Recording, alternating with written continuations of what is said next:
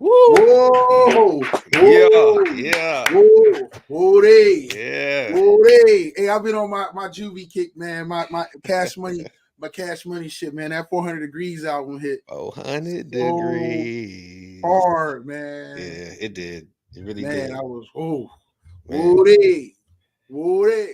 Yeah, I took my little brothers to both their concerts when they came to Cleveland with Cash Money with Rough Riders. Oh, Yeah, I took George and Mackenzie both times, man. It was man, just loved it. And they actually flew oh, in a helicopter, so that was kind of cool.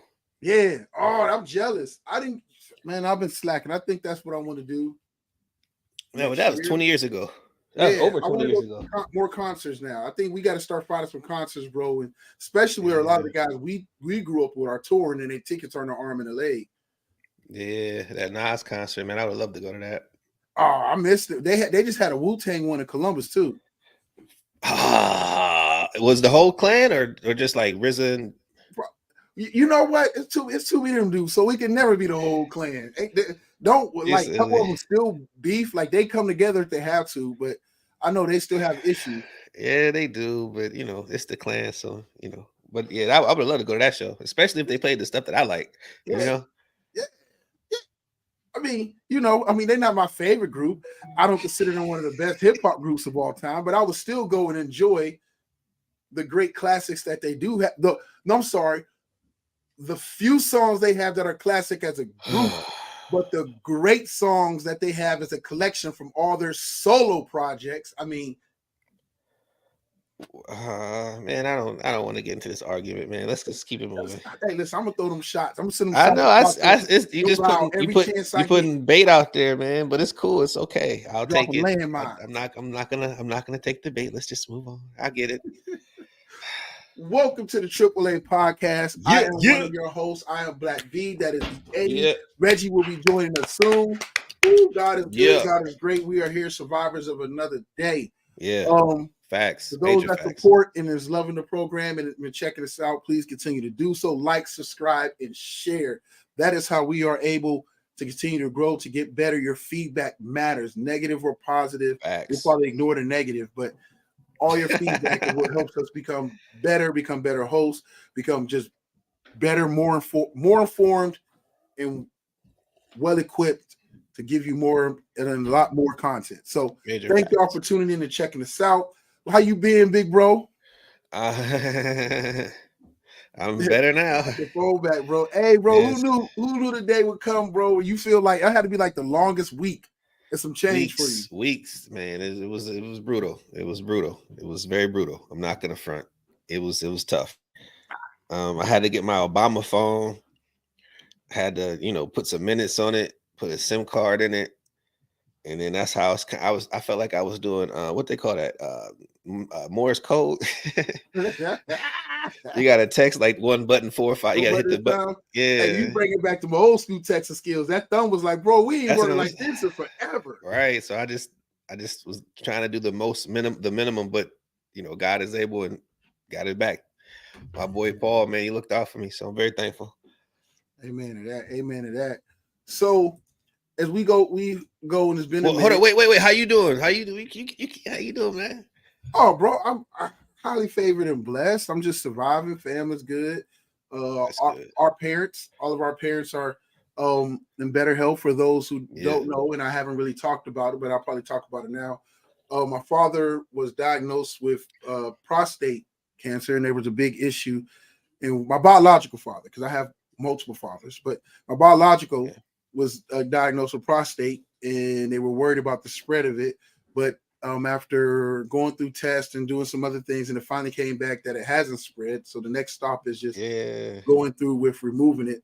So that's a blessing right there, big bro. Like just you Yeah. gotta be Yeah. thankful. Yeah. Prayed up, man. Scared, other scares. It was like all hitting at the same time, bro. Like, without putting your business out there, but you had some stuff you was dealing with, Yeah. and Yeah. so it was just like scary, man. I thought my life was about to be like, I don't know how I'm gonna Yeah. function without these dudes in my atmosphere, man. And so like there was positive news on Yeah. that end for you as well. Facts. So Yeah, Major it was a blessing, Yeah. man. God is good, bro. I mean, I know All a the lot of time. people right now in these day and ages are questioning God. And I can understand why with the climate of everything, but I'll say this: through all those situations, I prayed Daily.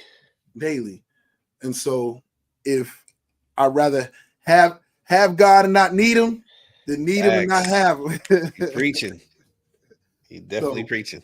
yeah, man. So that was a big thing right there. Other than that, bro, it was good. We're growing. Also, please, if y'all can check us out on Tuesday nights, AAA Sports. Yeah. Mate is just straight up sports, our perspective, and no media bias. If we bias, it's because it's our personal bias, and not no we getting money. We ain't getting money from nobody paying us to Hold up. say stuff or Hold take up. views. It's a dog behind you? Yeah, that's Manny's dog. That's Hank. Say what's up, Hank. I thought I was tripping. I'm like, what is something moving? Yeah, that's Manny's dog. This dog Salute. gets so lost if Manny ain't buying, bro. Oh, salute, Hank. What Young up, Hank Hank? in the building. Hank in the building. Hanky Panky. That's what we call him, Hanky Panky. That's what's up. What is he? Is it like I a pit? forgot. Oh, No, I he's can't really. English. He's a little French. No, he's a Frenchie. Oh, okay. Okay. He's a Frenchie. So, That's bro. what's up. So, before we jump into the news, News. Madam in General. Yeah. Okay. So we are still plugging away at funding for the Madam in the Major. It's a film that we're putting together. Madam in the Major. It's okay. It's okay. It's about a situation that happened in 1991 where the first female president was kidnapped by somebody trying to pull a coup on the Haitian government and try to take over. And then, of course, Major Solomon using his infinite wisdom and God's grace, because it's some of the things that he did that night, man, it's just amazing that he was able to recover everything and not let democracy fall into the wrong hands. But anyway, but yeah, so we're putting together funding for it. Y'all start seeing those commercials soon, and we got a plug on Mr. Wyclef Jean himself. So we got the hook out. We steady reeling them in, and we'll see what happens soon. Let's go. Let's go. Facts. Yeah, let's go. Truth Entertainment Films, baby. We're building, we're growing, we're learning. Daily. Shout out to CL. She started her new season of Pussy Talk. Yeah. That podcast is jumping. After we right, go CL. off, we got It's a Hard Knock Life coming on this season. Annie. Yeah. Annie. Diallo Bands is back to doing deep throat conversations. Wow. So can't stop, won't stop, but we're not gonna be in the words of Diddy, because right now we very suspicious of that brother right now with the whole that's another conversation, you know what I'm saying? Yeah. It's That's going good. down. Oh, there what you up, Reggie? Reggie's the building. Good now. Professor in the building. What's going on? Hey Reggie, you got too much energy. That much you ain't took a hit yet. You ain't hit the blunt yet. I'm getting ready. I'm getting ready. What's going on?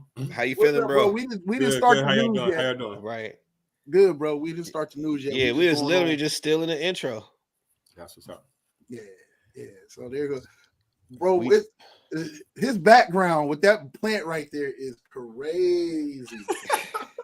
You see how messy my kitchen is? You really be like, it's crazy. I ain't got no coochie in about a week. You know what I'm saying? No comment. Don't ask. Don't tell. I'm not going to ask no questions because there's no answers I want to hear. Facts. We going to the news. We gonna get a bit into it. We're going into the news. Who you want to jump in on first with this news? Do we want to go just with the order, or do we want to just jump into something that's kind of important? I mean, they all kind of important to a degree, but yeah, we could just go straight through it. All right. I don't have a picture of Kevin. Kevin McCarthy. I was gonna ask you about that, like, because I know you wanted to do that, so I thought I was gonna ask you how you gonna do that. So yeah, this is exciting. I have most of the other stuff, but I didn't have. But we don't need to see him. We tired of him. We like to see that bum ass, bust ass. Oh, sorry. Nah, not a fan. Yeah, we gonna see Kevin McCarthy. We gonna see Kevin McCarthy. We bring it up on the screen. There we go. Kevin McCarthy. First up, you are called to the podium, brother. And what we here at AAA would like to say is no, no, no, no, no, Nah, no, nah, nah, no. nah. Hey, Hey, hey, hey, hey. Goodbye. goodbye. Doom, doom, doom, doom, doom, doom, doom, doom, doom. Let me stop. Kevin McCarthy is no longer Speaker of the House. Yeah. The Arriba Democrats Dirty. and his own delegates decided that it was time to go. His own party, and of course, with the help of what's that sucker dude's name? Matt Gaetz. Oh, him. Yeah. Yeah, they all turned on him, but he was soft. He was wishy-washy. He kept making promises to the extreme right, Yeah. that group. And I mean, they kind of was holding his feet to, as they should. Don't get me wrong. I'm not mad at them for. I am mad at them for their reasons for why they're doing it, but they're playing their position and doing what you're supposed to do to get out of your speaker or to get for what you want done. I just think it was bullshit stuff that they wanted done. But that's I only respect Nancy Pelosi, so. Man, that's only because she got some big old bitties. Nope, because she went. No, Hakeem Jeffries in there, man. Like, no, I mean, he actually quoted Biggie in the house, man. Like, I mean, you gotta that was dope, Oh, hey, we used to fall for that stuff. Bill Clinton used to play the saxophone. We like, oh, we vote for him. Somebody else talked about they smoked some weed. Oh, I we mean, voted for him. That's not necessarily how it went, but I feel you. I mean, I got hip to Bill Clinton from Arsenio personally, and I think a lot of black people really got hip to Bill Clinton through Arsenio when he came on there to get sax. Man, where y'all black people be at, man? You got to realize that I was probably 10, maybe 8. Yeah. Likewise. I better. I'm like, how am I like this dude play the saxophone? I don't even play the saxophone. I liked it because listen, I was staying up when I wasn't supposed to be watching fucking Arsenio. When I seen him come on Arsenio, I mean, it's not like I had a vote, but a lot of people, that's what solidified in the black community was him coming on Arsenio. That's kind of sad. It is sad, but it's true because they like, he one of us. You know how it is. Like, okay, same situation with Skip Bayless right now. People like, he's one of us. No. I don't know on that one, man. That guy, I don't even like the sound of his voice, man. I don't either. And listen, what I just said, I don't personally feel like that, and I don't agree with it. But you can't say that you don't see it happening. Okay, so I'll give you a perfect example. Deion Sanders. I'm not saying what he said was wrong or even incorrect or even lie. But you see, he clearly was like shouting him out, like, "Yeah, man, you done did so much for us. Da da da da. You know what I mean for us." So yeah, people really think that. Like, if one person sticks up for a black person or does business with him, some people take that as he's one of us. I can see it. I see what you mean. Yeah. I don't agree with that though. What I said, that's not my personal belief, because when I watch his show, it's just like I almost be thinking like, where's the white people at? I don't watch it, so I don't know. Like, I don't, anything he does, any tweet he puts out, like the whole Jason Whitlock thing. I don't want to say I look at them the same, but yes, those folks, they don't exist in my world. Yes. Jason Whitlock is a fucking Tom, but I only watch Skip's show to watch him get embarrassed. Like, okay, so I'll give you another perfect example. Monday, man, if you would have seen that show, you would, yes, you would have loved that shit. Hold on. What happened? What happened? Would you say that again? What happened? Okay, so he's a hardcore biased Dallas Cowboys fan, right? Ain't he from Dallas? No, he's from Oklahoma, but Texas, Oklahoma, same fucking thing. But he's a hardcore biased Dallas fan. So on his show now, he has Keyshawn Johnson, and he also has Richard Sherman. Those two people are from LA and are lifelong. And Michael Irvin too, but the other two, they're lifelong Cowboy haters. Naturally because they're from LA, and they was dogging his ass so bad, so bad. Dogging. Well, wasn't Keyshawn a Cowboy at one point? He was. I mean, maybe, but he's not a Cowboy for life. He's okay. You traded me here, I got to go here, but he's not a Cowboy fan. He's from he identifies more as a Buccaneer and a Jet before he does a Cowboy. Oh wow, okay, yeah. So they smashed Skip. Oh, bro, he smashed him, dog. I'm guilty. You would have been so proud. I like Skip Bayless. You would have been so Skip proud. Bayless for who he does. He is who I expect him to be. He's a hater. and he'll let you know that he's a hater of whoever the people is that he's a hater of. He's consistently been a hater of them. I agree with that. And so, like, I like people who are consistent haters and not like they not faking being a hater. Right. They genuinely a hater of who they a hater of. I don't think you're using the right word by liking people, saying I like people like that. I think you I do like people like that. He may not be using the correct verbiage, but I agree with him. Yeah, no, I think that what he's trying to say is he respects the person for being open racist instead of a person being closeted. Right. That's and this because now we are journalists. Yeah, you gotta. I like the consistency of a journalist. Respect. No, I like it. No, because you not. I don't think you understand what that means. Like, I think you. Okay, never mind. Go ahead. Keep going. I don't like that he's biased. You can't be a sports analyst and be biased. Like, I wasn't the biggest Kobe Bryant fan. Most sports analysts have some kind of bias. Everybody's got bias. You can be biased in your opinion. You just can't be biased in stating the facts of whatever you're covering. That's what I'm saying. Like, okay, so Kobe Bryant, I was not a fan of his. But I will never say anything negative about his game, because if I do, guess what that is? It's a lie. It's a lie. It's a lie. You can't say nothing negative about his game. He's dope on offense, dope on defense. His game is complete. Was he my favorite player? Except for he's a reason. As much as he's a reason for them winning, he's a reason for them losing. And he snitched on Shaq too, and I don't like that neither. But that's besides the point. Yeah, just him like I use the word right, I don't like. Yeah, him as a player, he's flawless. Tupac, my favorite rapper. Would I hang with him? No. I would never hang with that man. All right, Scarface.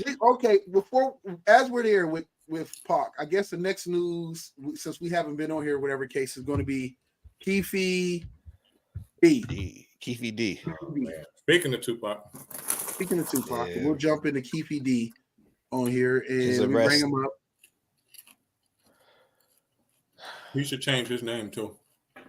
Yeah, that's like some street stuff that he's like 80 years old now. Yeah, he's too old. He is too old. And he fucking stupid. He's the dumbest motherfucker I've ever seen in my life. Yeah, that's a fact. Fuck, you go to jail 30 years after a crime that you ain't even pull the trigger just because you're running your mouth, dummy. I mean, he kept doing it. This job. He has. This punk ass, sucker ass, eat a whole bag of dick's ass.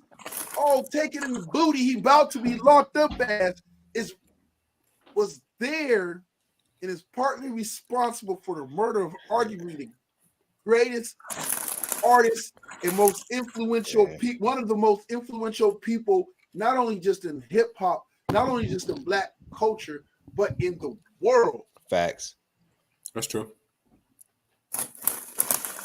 You mark ass bust. When the last time y'all used the word mark ass buster? Listening to Corrupt. I mean, as far as Keefe D is concerned, like I said, he a damn fool. For running his mouth. What happened that night, I can't really blame him for that. I definitely don't blame Orlando for that. I blame Tupac for that. Yeah. Because that street shit and that gangbang shit to them is real life. That's how they really live like that. You know what I'm saying? And if you're not built like that, it ain't no reason for you to be around them type of people. His whole label was that. Yeah, that's true. But not every artist. He fucked up when he picked the side. Yeah, but they were saying that Snoop and them wasn't really like getting involved with that shit like that.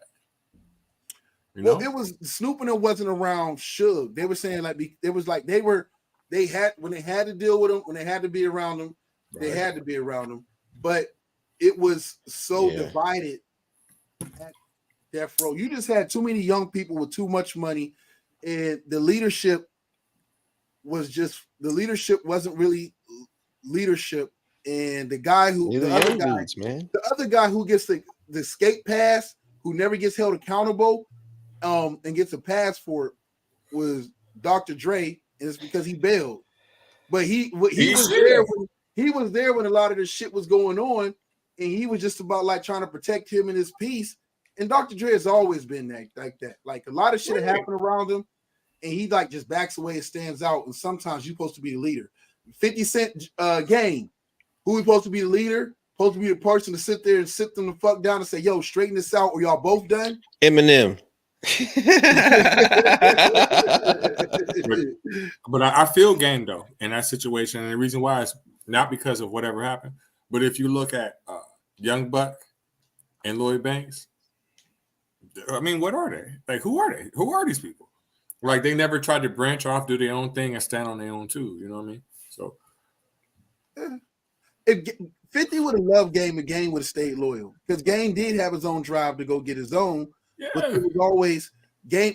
I guess according to Jim Jones and according to other people around who have told the story, from Spider Loke to Jim Jones to a lot of other people, especially on the West Coast, Game's whole plan was to use that opportunity and turn around and go against 50 to help propel himself once he got on to a different thing. So, I mean, when you plotting from the jump, I mean, it's already a done. You know what I mean? It's already a done deal. That's kind of sad. You agree with that? Because I think he's lying about that. Not you. Game is lying? Game. I think Game is lying about that. I don't know. They said he was cool till Jimmy Henchman became his manager. I don't want to talk about him. He shot Tupac.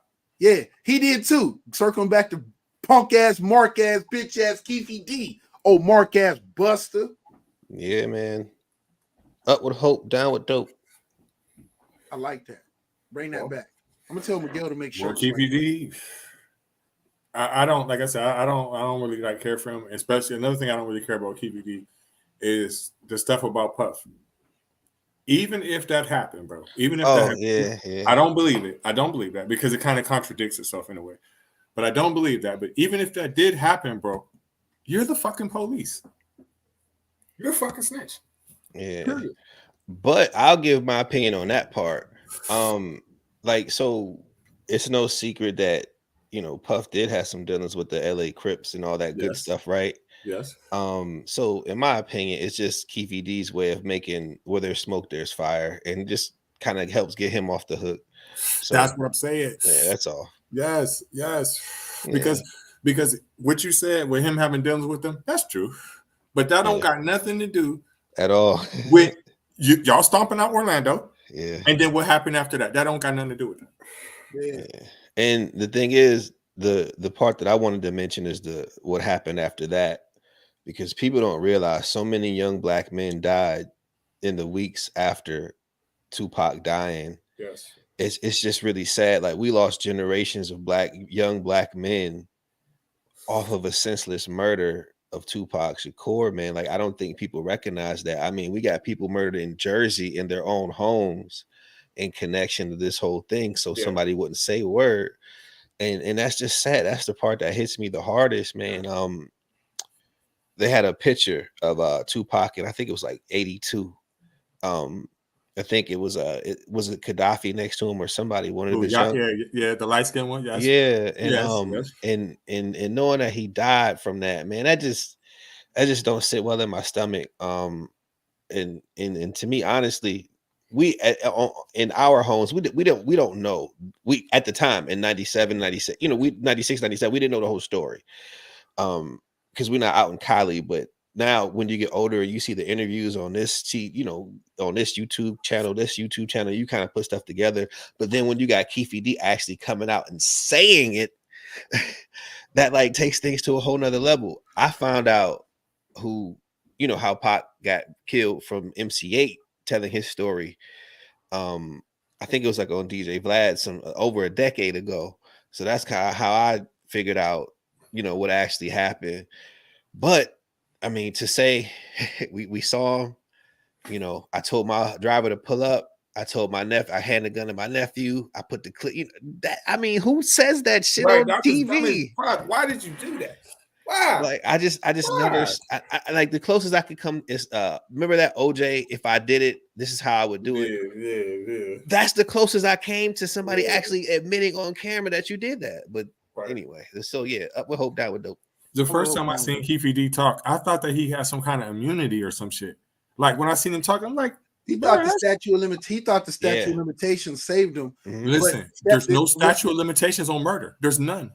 They cold case people every fucking day. They listen, man. I was in jail in 08 with a motherfucker who killed somebody in the 80s, and they cold cased him and ran his motherfucking DNA. His name is Benny motherfucking Adams, and he's facing life right now. He had did 20 something fucking years for some other shit. Got out, cold cased him, and got his ass for killing the white Dana. girl. That Dana don't lie. That Dana don't lie. Dana don't lie. Dana, Dina, Dino, Donna. Yeah, man. All, yeah. Good God. Yeah.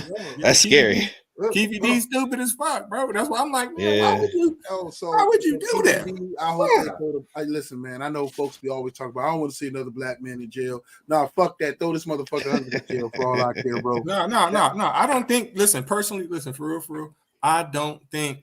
I mean, he is technically by law. He is definitely guilty of the crime, but I don't personally think that he should go to jail. I don't think that. And the reason why I'm gonna tell you why I don't think that. Okay. Now, do you know about Tupac and MOB? Do you know about that? Money, yeah. The gang. Do you know? Yes. Do you know that he got initiated into that gang? Yeah. And once he got initiated into that gang, that's when he started saying that MOB shit. So listen, with Suge and them, I'm not saying that Tupac did none of that gangbang shootout shit that them Compton niggas did. Definitely he did not do that. What I'm saying to you is this. Yeah. When you in gang violence in Compton and LA, you know this for a fact. If you do something like that to one of them, you know what it is. You know what it is. Okay, so remember back in the day, after Pac died and they asked Suge Knight, Snoop, they asked Snoop, who killed Pac, and he said the dude sitting next to him. You remember that? Yeah. Subliminal. Okay. You're right. So everybody thought, oh no, he's Suge set him up. No, but what he was saying is that the actions that this man did got that man killed. Suge got him killed. Yes. You know what I'm saying? Suge So got him killed. Yes. I think I mean, of course, Pac is ultimately to blame because he the one made the decision to do that. But what I'm saying is, it's so interesting how, like Jamar was saying, there was no leadership at Death Row, and then when you point to the main head, the main guy who was initiating his top artists to be in a gang, that just speaks to the way the culture was at that point. You know what I'm saying? Mm-hmm. So that just kind of back up what Jamar was saying, dog. No leadership, no real headship, no there was figure. no adult in the room. Yeah, there was nobody that put business above all else to keep everything rank. It was. Yeah, I wouldn't say that. Yeah, it was to a degree, and they was getting beat on. I mean, nobody that had the profession. It was no professionalism. No professionalism. There was okay. Even Suge, to a degree, if you let the other guys that was around there tell it, like even Suge was getting marked out by the OG blood dudes that was there and around and stuff like that. Like those dudes, like they would do whatever Suge say because he paying the bills and giving people money. He gave $1,000 a day. Yeah, $1,000 a week. Yeah, but even they was sitting there saying like, "Yo, like they would punk him or bully him on certain stuff and whatnot." So it always, because they real killers. Yeah, and Suge is just that dude that's just he got a hustler's mentality. Get it by any means. Yeah. And when you run across them people, that doesn't always mean that they're great leaders. They might be go-getters, but they not great leaders. Yeah. He was violent too. Let's not let him off. Oh no, yeah, he was violent too. He just have generational wealth right now. His great grandkids should be super fucking rich. Yeah, the way he had it at one point. Yeah, when he had it at one point. So what the dude basically said is like, "Yo, we don't care. In LA, it's different. We don't care how big your celebrity status is. No. Once you win this gang shit, it's a pecking order." And Suge fell under that thing of he still was in that gang shit. Yes. That mob Paru, whatever case. So even he had to answer to a higher blood. Right. Because he could be touched too. But the thing about Suge was a lot of times because of how much money he had, he could buy his way out of situations. Yes. You feel me? Okay, if you got a hit out of me, you got $100,000 hit? My goons will fuck you up, bro. Yeah. My goons will dust you right now because I'm paying them more than that anyway. You know what I'm saying? You let Snoop tell it. She'll get a deserving bad rep but he also did all them same dudes that was at Death Row, maybe except for Daz, will all sit there and say, no, Suge came through for them when they was stuck in some tight situations. Because he the one with the money. Of course, Snoop was fucking starving too. How was he going? They just saying like, yeah, like they were just saying like they was in tough situations, tough things going on. The Suge came through. Like Snoop's whole trial thing he was going through, like Suge is the one that made sure he got through all that. Like was the one there, all his court stuff, all that stuff. Did you hear what? Go ahead. Go ahead. I'm sorry. Go ahead. I'm sorry. Go ahead. Oh, my phone ring and messed me up anyway. So all right, we can move on. Okay. But did you hold on? Before we do though, did you hear? Okay. Did you hear what Snoop said? That Snoop said that his first paycheck really was from St. Ives. He said he got more money from motherfucking St. Ives than Suge Knight ever fucking gave him. And he said the moment that Suge found out that they gave him money to be in a commercial, he tried to take it and he tried to stop it. I don't know nothing about that. I don't know about that, but yeah, I seen him say it on the motherfucker like one of them Vlad type interviews. I mean, I'm not calling Snoop a liar. He probably telling the truth. Suge wasn't no businessman. He was just a get it man. He's a con man. Listen, when Tupac died, they said, listen, the lady that Tupac looked at like it was his aunt, she said that she used to always get into it with Tupac because she used to be like, where the money, where the money, where the money? And she said that he would get tired of hearing it, but he would be saying like, yeah, I know. And she said every time that shit would come up or he would say something to Suge, a car would come. They said the very next day after he fucking died, they confiscated all his motherfucking cars. Tupac. Okay, Suge owned everything. All the cars were in Suge's name. Yeah.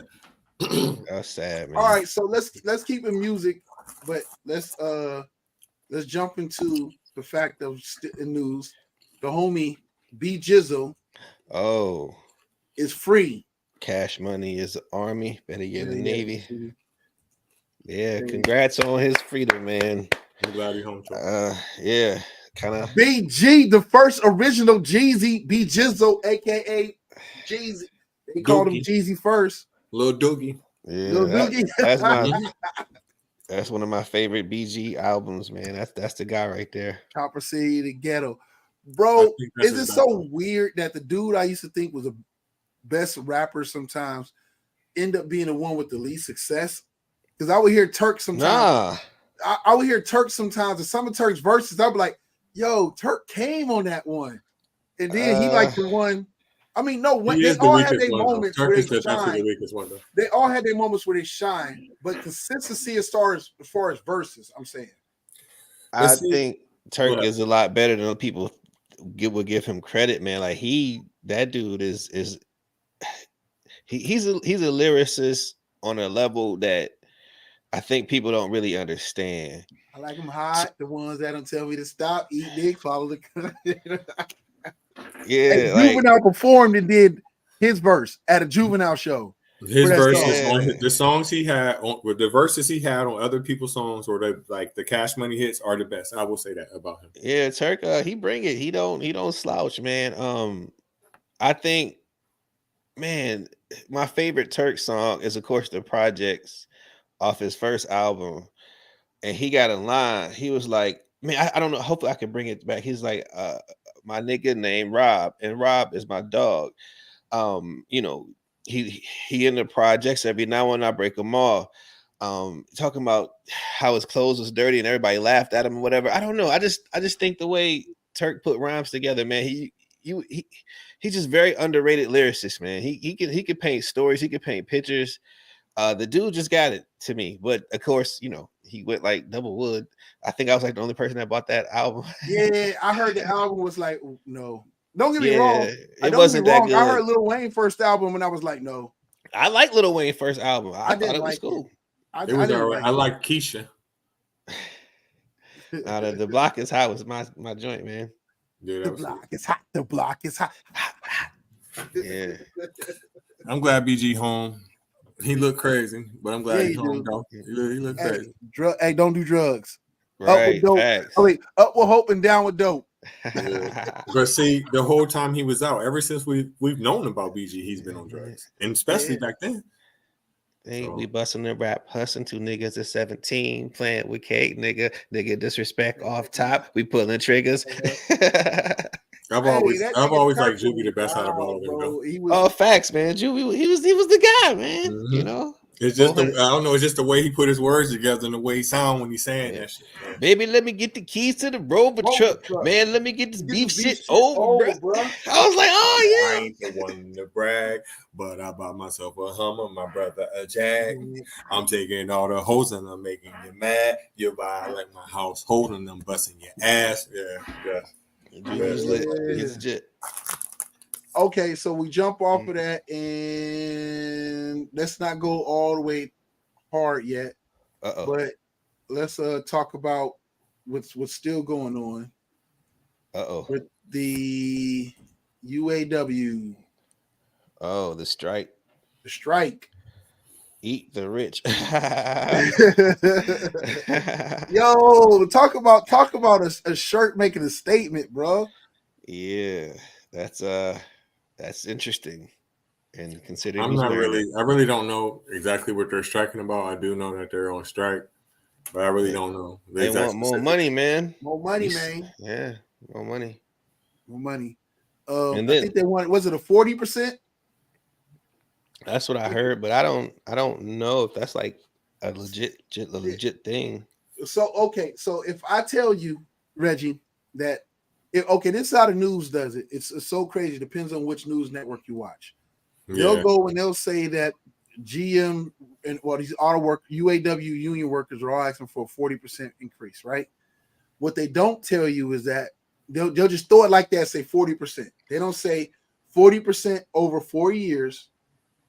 They'll just say 40% and just throw out 40%, and they never give you context behind it. They want 40% and they want 4-day work weeks. And what they're really saying is that 40% over 4 years is a 10% increase to keep up with the fact of inflation, cost of living raises, that cost of living increase as well, everything that's going on. And so if you think about it, because they're so behind because of the way things have jumped from their last time they did their contract, that it 10%. Well, I'm sorry, I think it's like it won't even be 10%. It's like 10% every 4 years. Yeah. So it's not really a lot when you break it down like that. No, it's not. It's not because I remember. Listen, what was it? 10 years ago. Like the money that people make now, like the average person making like $14, $15, 10, 12 years ago, that was decent money. So yeah, so that 10% in 4 years ain't shit. Ain't shit. Yeah. So that's what they're asking for. They want 4-day work weeks. What people don't understand at these auto manufacturing plants, they already work. Normally, they already work 10-hour work days. Anyways, 4 10s, 3, whatever case, or they've been working and they work overtime. So they're trying to equal the playing field. Like, well, just give, instead of giving us this, give us this. So therefore, we're gonna capitalize off all this overtime that y'all make us do anyways. And they're trying to even the playing field. And the hard part for GM is this: GM is like, well, yeah, the CEO is getting a 30 million bonus, but it's tied in stocks, and that's how they try to put it. But there's no context behind it. It's tied into the stocks. But guess because of the tax credits of the freed up money and the tax credits that a certain particular president gave these corporations have gone and bought back their own stocks, which therefore then again makes it looks like this company is doing exceptionally well from a stock market perspective, when in reality, the sales and everything else is down, but they've been taking the money and the tax benefits and then using that to turn around and buy more of their own stock and put it back more in their hand. So it's kind of like manipulating the system in a way. And when people know it, these unions know it, and they're like, yo, like, all right, if you're going to play the game, fuck it, we want to cut. Man, that's brutal. Like Harley Davidson, let's use Harley Davidson, even though they're not a UAW. I don't think they're UAW, whatever case affiliated company, but what their workers are. But Harley Davidson sales have been sucking and lagging behind for a long time. But due to the tax credits or tax cuts and different things they've been able to do for corporations, they went and bought back a lot of their stock. So if you look at them on paper from a stock with their stock increase and everything else, it looks like they're doing great. Like their sales are out the roof, and that's not what it is. It's just that they went and bought their own stocks back as a company. So they cheating. Yeah, you cheating. You cheating, you tricking the investors and making it think like your company is doing great. Your company is making a lot of money, and because a lot of people are buying your stocks, and it's not a lot of people buying your stocks, it's just you buying a lot of your own stocks. Yeah. I So know they China. the system, man. Yeah, China does that with their currency. It's very fun. Yeah, we've seen this movie. I've seen this before. I'm on it. We're the director of that movie. The cast, the screenwrite, you know, Right. the whole fucking thing. So yeah. All right, so I'm gonna skip over. We're gonna skip over Scalise. Scalise did not, because it's kind of old news, but pertaining still dealing with the Kevin McCarthy thing. Scalise was up for Speaker of the House and got the first votes amongst the GOP to put him up, but then he chose to step down because a lot of things came out that he once attended and went and spoke at an event from that a white supremacist group threw, and he went there and spoke, was a guest speaker or whatever the case, when he spoke amongst the people, and then he one time compared himself to David Duke, who was a Klan leader. Who was a Klan leader? Grand Wizard. Yeah. Actually, you know what? I just pull him up so y'all can. David Duke got a shotgun. So why you get upset? Because I got one. A tisket, a tasket. A nigga got his ass kicked. Shot in the face by a cop. Close casket. An open and shut situation. Cop gets shot. You want to blame it on my occupation. So I'm going to go down to where it said, where he was quoted. Right here. Oh, in the tweet. It's in the tweet right there. Yep. Republicans have chosen a candidate speaker who has pushed white. Oh, your boy Jamal Brown, white supremacist, anti-Semitic conspiracy theories, calling himself David Duke without the baggage.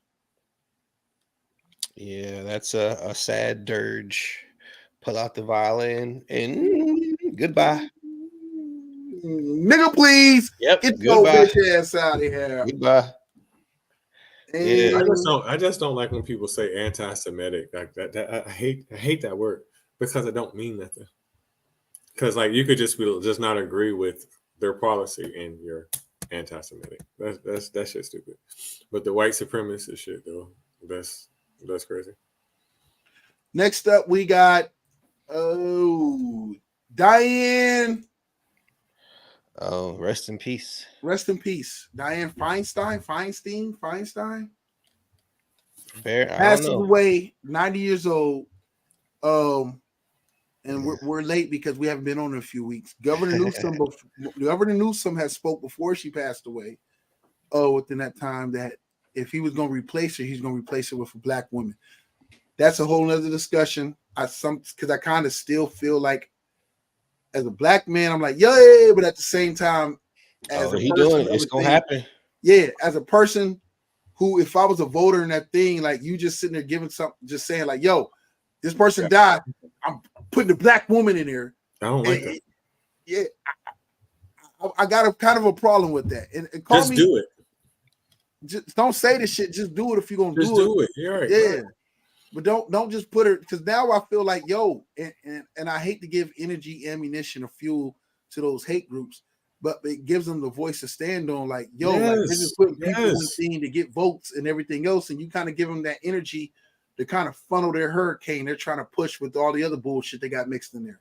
They're gonna start saying, I'm gonna play devil's advocate now. Just hear out the other side. Let's say you're a politician and you're governor of a country that has the economy in just about one city of a whole country. Okay. And let's say for city council to get things passed through legislation for different city mayors and things that you have to deal with. Let's say you got to make some deals. Right. Let's say for fundraising, you got to have some agreements in place. Let's say you got to make some promises. Oh, that's a different way to look at it. I see what you're saying. Yeah, let's say you got to, in order to get funding for certain things to go your way, let's say you got to attend certain events or give people certain positions of power or do certain things, because every sitting president since George Washington has done the same thing. You put the people in place and power that you want. Now, him saying it, I don't think he's looking at the opposition that he's going to get them fired up. I think what he's doing is he's getting the people that he promised certain things to get done, and he's telling them he's going to do it. So it's just a different perspective. And I see what you're saying. Yeah, I get what you're saying. I can agree with that.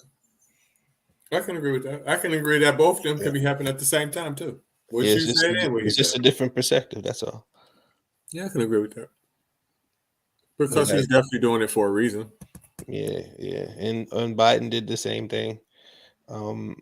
He would have never carried South Carolina without making certain promises. And if he doesn't carry South Carolina in the primary, he doesn't become our nominee for president. Is possibly Bernie Sanders. But because he made certain promises to that South Carolina caucus, I can't remember the senator from there, the old black guy. He made him a promise that he was gonna. That old boy that died. Yeah. No. That you're talking about John Lewis, I think. No. Oh, okay. Yeah. Okay. No, I can't remember the guy's name. I think it's Clyde something, but it'll come to me later. But anyway, he made promises that he was going to pick a African American woman for his vice president, and then I was just like, oh yeah. So it's a reason why people do things, to get votes or to get power or to appear like they're powerful. I don't know. Yeah, I get it. You got to go and you got to sell yourself to different parts of the like Obama did it. Like he put people in place that should not have been in power, political appointees that they were on his staff to help him get elected to become president, and then they become mayors of cities. Like that's not something that should be happening, but it's part of the game. It's a game at the end of the day. It's still a game. There's still dirty backdoor tricks. There's still favors that's old. Yeah. Like, listen, you're just, even if you're running for president, you're still fighting against the system. You're still not fighting against. No, I know what you meant. What you meant. Yeah. Okay. Yeah, you're still part of the system, even though you say, oh, I'm gonna go there, I'm gonna do this and do that. You still do the same things, and you have to, because of course, if you don't, then if you don't play nice in the sandbox, then in that sandbox is where you lay. All right, so we're gonna get serious on this, and this will be the last in the news before we jump into sports. But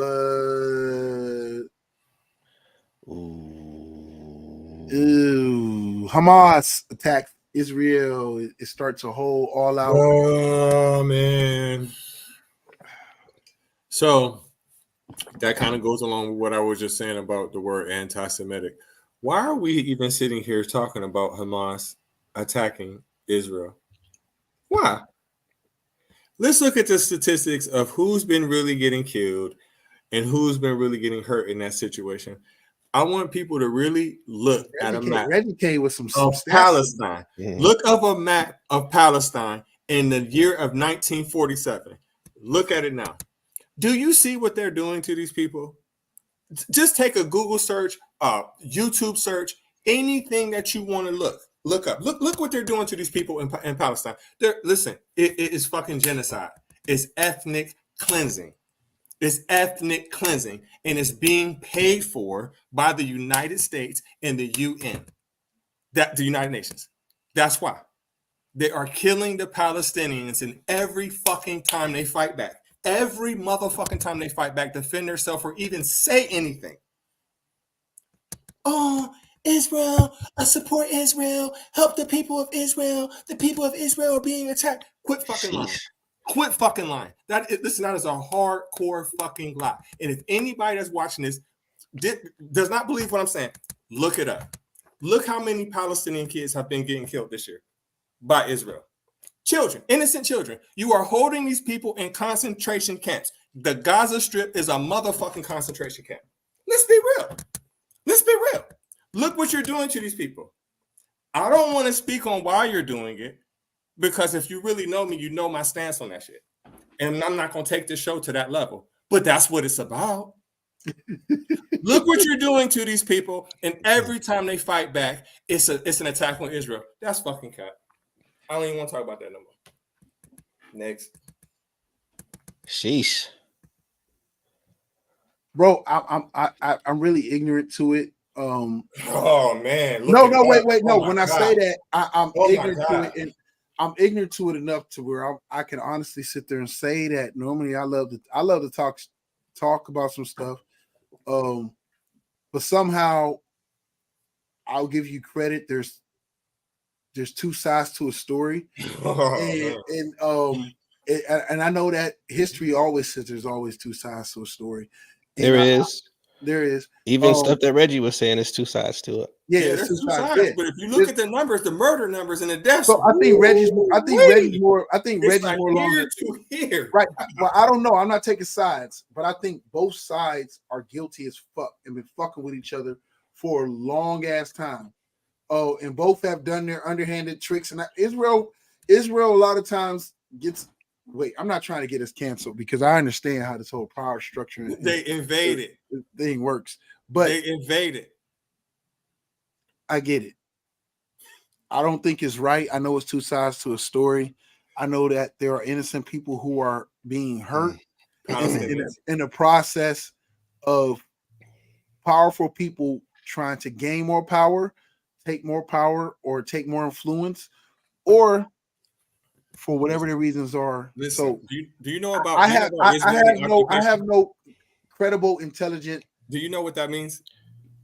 Israeli occupation. If they come to listen, if a person of the Jewish faith, they can even be from the United States, and you are a Palestinian and you have a house, right? And they want that motherfucker, right? You're gone. You're gone. I don't care if they've been staying there for generations and generations and generations. It's called Israeli occupation. It's ethnic cleansing. They will take your home away from you and give it to somebody of the Jewish faith. Gentrification. Yes. Sound familiar? Yes. Yeah, Yes, but the thing is, hold up, wait. I'm gonna give you just if you could just give me a second to speak real quick, Reggie, man. That is fucked up. What's happening to those people, bro? I would say this to you, I really, I'm gonna just be honest with you from right now. The passion that you're speaking with right now, I really hope that every word that you hear yourself saying, you realize it happened on this soil. And hold on, wait. Yeah. Wait. So Yes. as passionate as you seem to be about this topic, it'd be nice to see you out here helping to fight the fight to help people not have this happen to them now, right? Like I've been in so many courtrooms speaking on the behalf of so many young brothers that were in situations where Yeah, but that's not the topic. No. Just follow me. So Make it sound more generalized instead of just at Reggie. No, but it is because I love his passion on the topic. But what the issue I have is when you're so passionate about a topic, what are you doing about it? There's nothing I can do about it. There's nothing that none of us can do about it. Nothing. There's nothing that you can do about it. And that's bro. Reggie, because you're taking it to something else. If we're talking about on topic, what can I do about that? And what am I doing about that? Nothing. Because there's nothing that me, you, or nobody can do. There's nothing you can do. Compared to what you're speaking on is about the issue at home. So let's not go down a rabbit hole because Reggie's going to be talking about specifically this. Right. If we're talking about specifically that, you're talking about. Well, first off, I asked him to give me room to speak, and I didn't get that opportunity. He did. I never got to finish anything I was saying, so that's why we're going through the loop because I never got to finish. I was still talking. The issue I was trying to get out is that it's great to have passion about something, right? Mm-hmm. But it's even better to take action. And I'm not talking about taking action as far as getting a gun and going doing something. No. But what I'm saying is that these are democratic states, which means that these are ran through votes. Now, granted, Mr. Netanyahu tried to change that. about a year ago so he could keep power. But normally we speak with our vote. We speak with our voice, right? Their vote is not counted by Hold on, Israel. wait. You So can't vote. hold on, wait. So if no, just listen. So if you was so passionate about this issue, this should have been coming up before this situation even happened, bro. This has been happening before I was born, since 1947. That's since not what I Israel's said. occupation. That's not what I said. So what? Repeat what you said. Because I'm confused. Because it's like you I'm asked me a saying question, if you and when I answer I it, said if you were so no, you didn't answer it. I mean, you just okay. So ask the question threw again. words out. Ask the question I'm again. saying if you were so passionate about this issue, banging the desk and doing all this, this is the first time we're hearing you go to bat for that. I didn't bang the desk. Okay, great. I didn't bang the desk. But if you're asking me why am I so passionate about it, is that the question? I didn't ask you why. I'm just pointing out the fact that you ain't never really said nothing about this until now. Because it's the first time it came up. This is the first time it came up. So if you ask me why am I so passionate about this, if you're passionate about issues, this shouldn't be the first time it came up. If that's your passion, no, when he's saying it, bro. We're on one topic. If we're asking about why am I passionate about this, covering the topic. Answer topic. The reason why I'm passionate about this particular thing is because I can see it with my own eyes, and people are being murdered and children. If that's your question, that's the answer. Okay. Because it's not right. I got you. That's why. We can take religion completely out of it. That is not right. And as far as what you said about it's happening right here, it's happening right here. You're right. So the only thing that I could personally do about what happens here is expose it. And I do it on a daily basis. That's what we're doing it now. Right. I do it on a daily basis. I expose it because I'm not going to go get a gun and take action and put my life at risk. It's not worth it. It's not worth it. But some people don't realize what I said about my passion. A lot of people, like Jamar said, a lot of people are unaware of these things. A lot of people are unaware of these things. And if, like I said, if you look at the stats, it's not even, and it's not even close. I understand they're fighting about something that has nothing to do with us. But the bottom line is certain people came there, and when they came there, that's when the violence started. And you're killing kids. It doesn't matter who you are and where you're from. We've seen this movie. So what? Okay, so wait. From an educational standpoint, for me, Iran and all of this, what does that have to do with anything? I don't really think Iran has anything to do with that particular conflict, but I think because Iran has a stance on it, particularly about religion, which I don't believe that either. I think that's like influencing a little bit. Iran doesn't really have anything directly. So is Hamas centered or started in Iran? No, it's not necessarily like a blood type of connection, but the connection is a relationship with Islam. Correct. That's what I'm saying. Correct. You have Sunni and you have Shiite Muslims, right? And so I believe in certain areas of Iran, I want to say they're Shiite Muslims, but I'm not 100% sure. But they agree on ideology, right? And that ideology is what they used to support each other. So it's not that we're brothers because those are Iran brothers down in Israel work. No, it's a relationship with the religion that's where that bond comes from. Right. I don't think the conflict has really anything to do with them, Iran. But throwing Iran's name in is a recognizable name for the stupid Americans back home. I mean, if they had something to do with it, that'd be exposed. If they didn't, that'd be exposed. I just think I kind of, and I hate to say it this way, but Reggie, Jamar, you guys understand what I mean.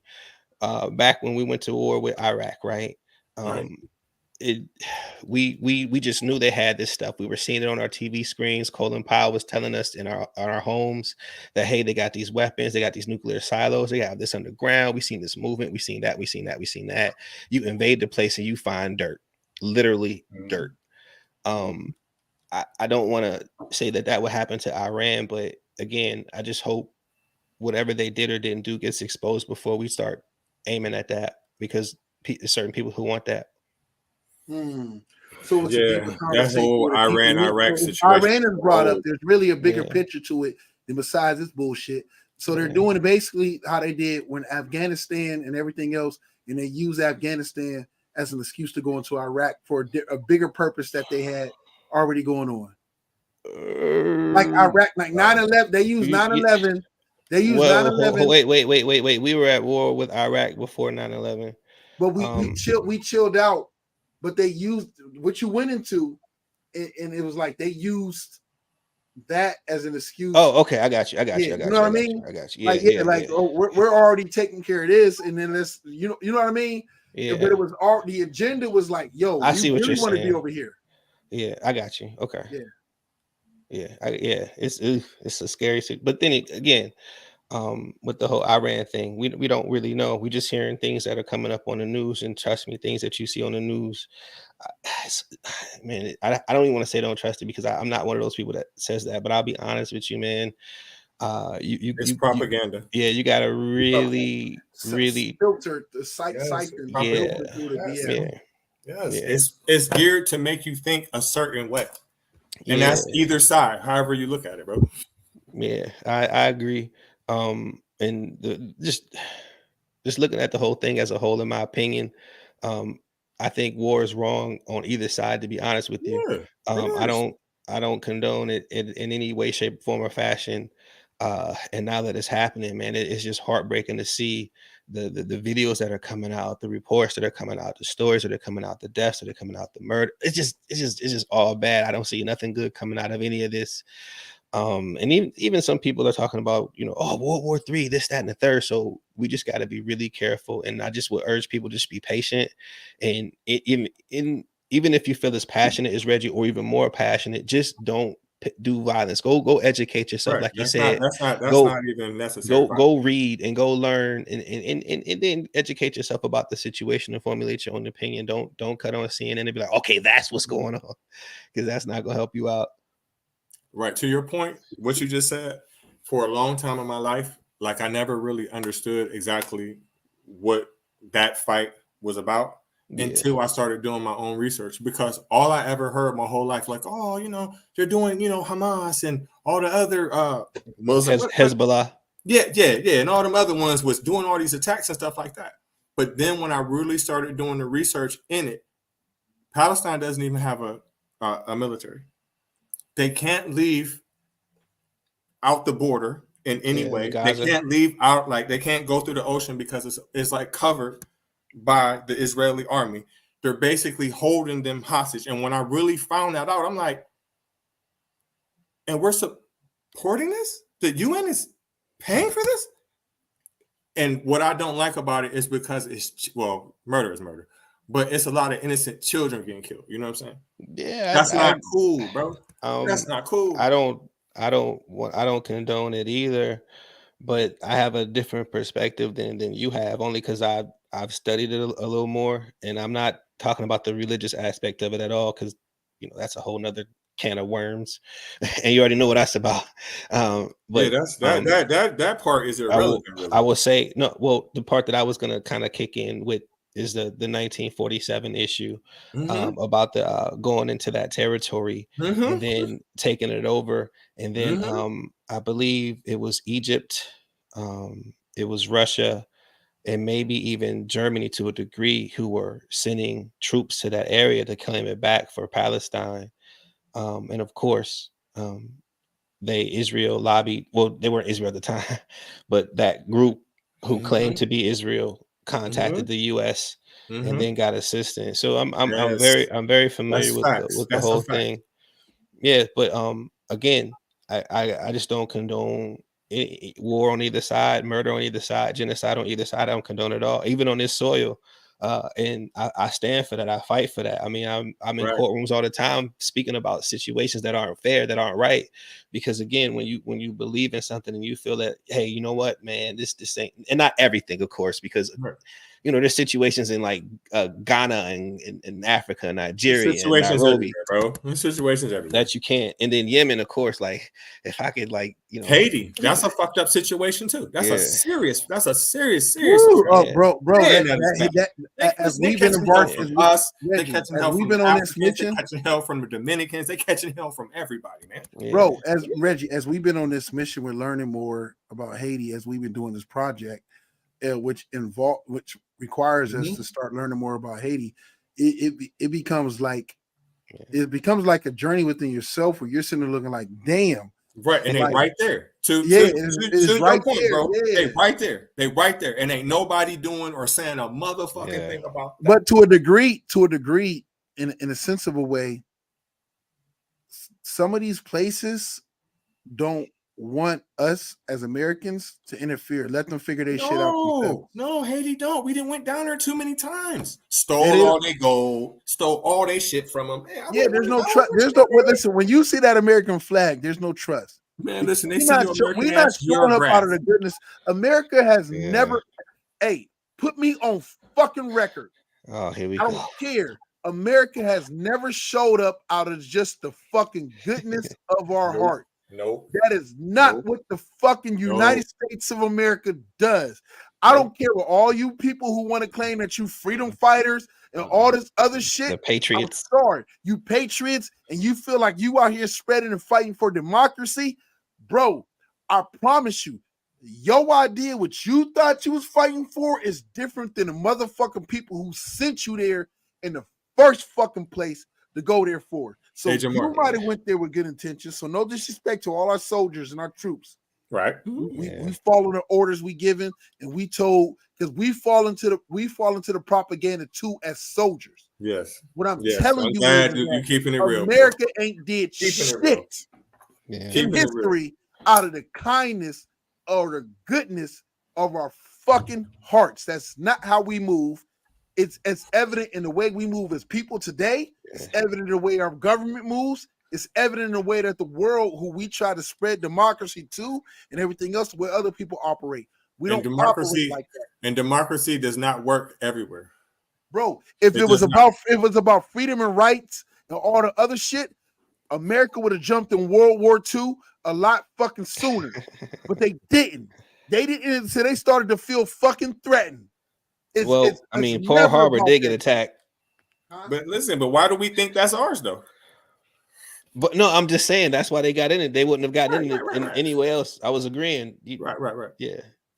So I thought you were saying but No, I was saying, Pearl Harbor got attacked, so they got in. They wasn't getting in because Europeans were getting murdered. They didn't care about that shit. They don't want us there neither. The Hawaiians don't want us there. Oh, bro, because we stole their shit. Yes. We did Hawaii so fucking. Nobody wants us there. Nobody wants us there. That's why I keep saying this sounds like the same movie I heard over and over again. It is. We always getting in people's business. But check this out though. Have y'all ever thought about this? If a firefighter fights fires, right? What the fuck do a freedom fighter fight? Huh? If a fireman fights fires, what does a freedom fighter fight? I don't know. Sound like he's fighting people trying to get their freedom, right? I see. Normally, when you're named a fighting fighter, against freedom, right? You're fighting against it. Right. Why is they bringing freedom fighters in? Why are you doing that? I don't know what he's talking about. I'm lost. Oh no, he's playing off the word. If firemen fight fires, what are you talking about? Freedom fighters? What are you talking about? Are you talking about like America sending like troops in for something, or is that what you're talking about? Like Haiti. Haiti, they got a whole bunch of freedom fighters there. Why is people from other countries being freedom fighters coming there? Yes. Okay, so we're there now. The people from Kenya there are there now too. They're freedom fighters. Why y'all there?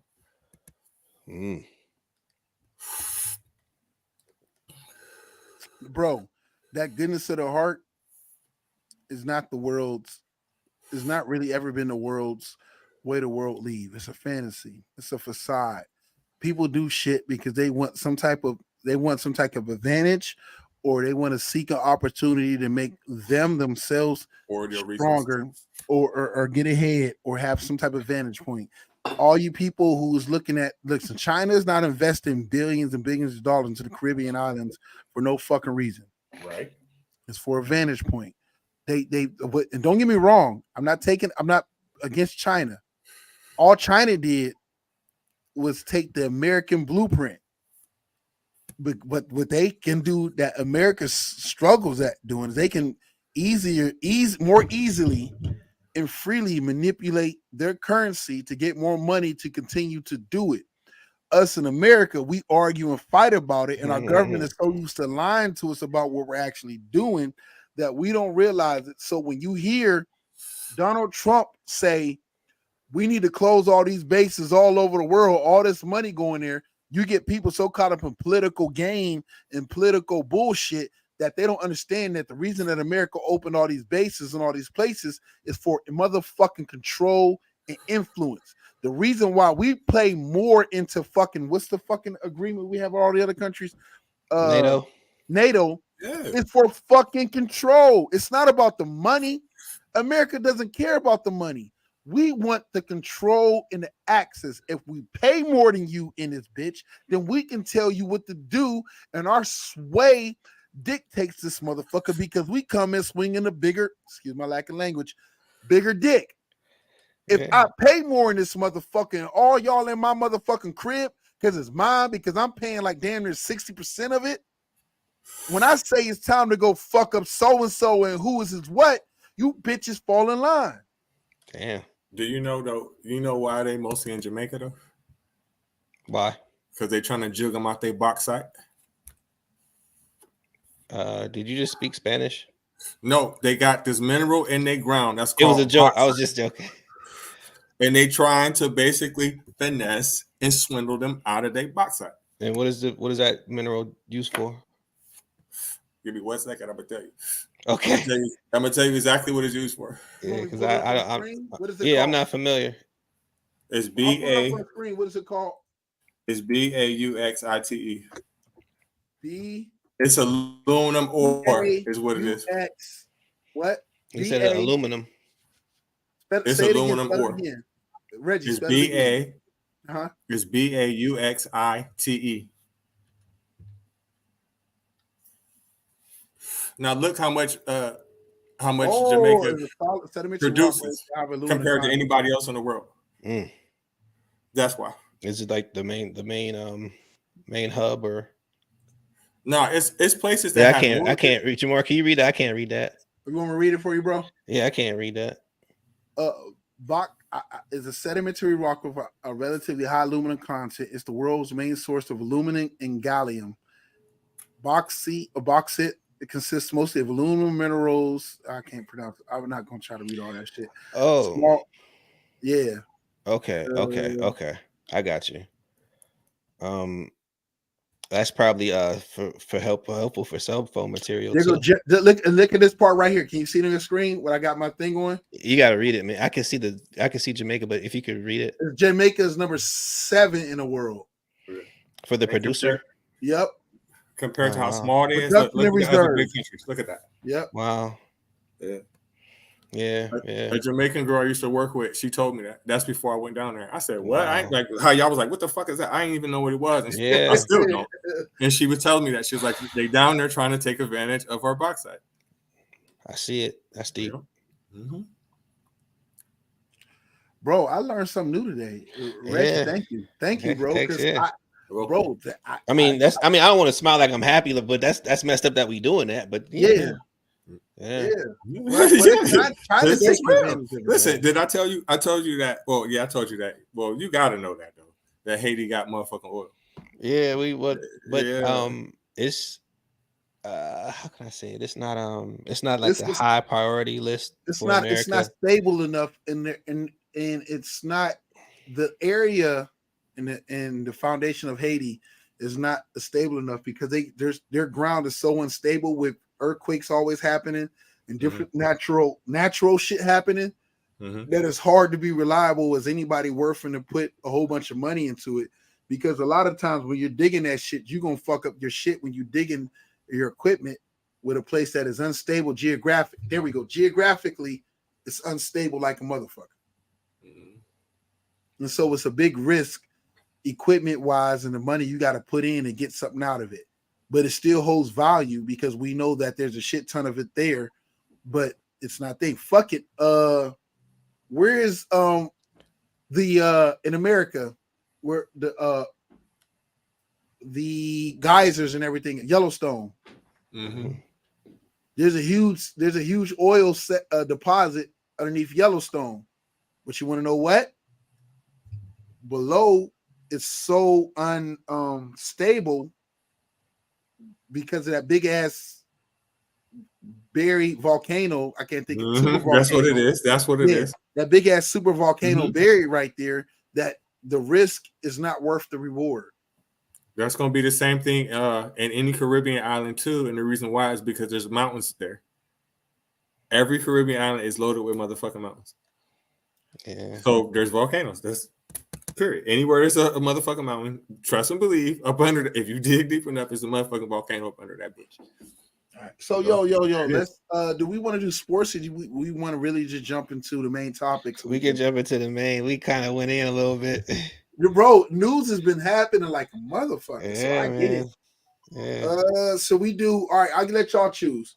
Okay. Should we do should social media platforms be allowed to moderate content, or what we've already been talking about in a sensible way and continue on from there? World War III, is it possible? I think it's definitely possible. I mean, which one do you want to do? Social media or World War III? It don't matter. Yeah, we can get into the guns, man. Me and Reggie haven't argued in a while, so I think we need to kind of do that. So let's do that. I'm just kidding. I'm just the topic about guns? No, World War III. Oh, World War III? Yeah, I don't think, the social media part, man. I mean, that I don't know, man. It's some juicy stuff there too, but I don't see, I mean, okay, so if we go into the World War III topic, I really don't know. Okay, I should say this. I never thought I would ever see American society stand still. But the pandemic, in my eyes, and if I go back to 2003 when the blackout happened, the Great Blackout, I never really ever seen American life stand still, right? Because we're this machine that keeps pushing and pushing and pushing and pushing and pushing. It's the American culture, it's our way, right? So now, if we allow ourselves to be real for a moment, I think I think because we put ourselves at the backs of, in a sense, Ukraine, in a sense, Israel, in a sense of, the people in the NATO countries that we protect. We, in a sense, and I'll put this to like gang culture. We've in a sense made alliances with different gangs and different territories. So now we're at the mercies of other situations that happen that don't have shit to do with us. And then the war part is not only because now we have to go to back and help other people, but I don't know if y'all realize it, but it could just as well happen here. You see what I'm saying? Like, yeah, because of we're not taking care of the actual people. Like there's actual tent cities in this country where you have hundreds and thousands of homeless people. Matter of fact, even yesterday I was riding past a food lot and it was over 2,000 cars waiting for food at the food bank. Man, that is scary to see. How do we got it? That blows my Reggie, and my bro. How do we get so comfortable within our own lives? If my brother is not, and I mean, giving you your props for what you do and you volunteer, but most of us are busy paying our bills, going to work, and trying to handle our household, that we ignore and miss that fact. That's true. And the news is not covering it. How do we miss that? That's true. Because, like you said, we're so trained to see what the news gives us that we don't go out and look around and actually see what's going on in society. We just kind of take our temperature where we at and we keep it moving. Plus, I told you, I started this whole thing with like, we're an engine, we're a machine. That's done purposely. Each person in America is like camera here is like a cog in a wheel, right? And in order for that cog to work, you got to program it, you got to shape it, you got to mold it, then you stick it in the machine and it works on its own. It starts doing everything on its own. It starts doing everything that you got to go in there and fine tune it. You got to get rid of oil change. You got to go in there and reprogram it or update it. Yeah. Yeah. And the best way to do, and hopefully this doesn't this might not be news to you. If it is, great. I don't care. I mean, actually, I don't care, but whatever. And the greatest social engineering, it's not, you know, the brainwashing of black people, even though that's like freaking amazing stuff if you want to talk about it. But it's the social security number that is the most lethal engine, the smart, whoever created that is a freaking genius to help social engineer people, because the reason why it's called a social security number is because it's you're a threat. So in order to be socially secure, this number is used to track you. So your number is broken down by location, state, and city, and where you were born. So depending on the 270s and your however your number structure, I know where you're from. I know what state you were born in, down to the city, just by your number by itself. So basically, you're sitting there saying, for example, getting married, right? You can get married. You don't need the government to get married, but you need, in order to access government benefits, you have to register your marriage or your intent to get married with them. It's the same thing with your child. You don't have to go register your child when you have a child and everything else, the birth certificate and everything else. Once you do that, you allow the government to have access and control and determination over what can and cannot be done with your child. You don't have, the crazy part is this, learning this shit, you don't have to do that. But if you know your rights, and it's an uphill battle, but it's easier to go that route rather than to fight. I was about to say, if you're gonna have them in school and you're gonna have them in all these, but again, but the social security number was engineered as a way to institute control over a whole population. It's amazing. But so okay, so that's, but I'm getting back to the point that you were saying, how we get so caught up in everything that's going on. Okay, so you have bills you have to pay. You have food you have to pay for. You have people you have to provide for.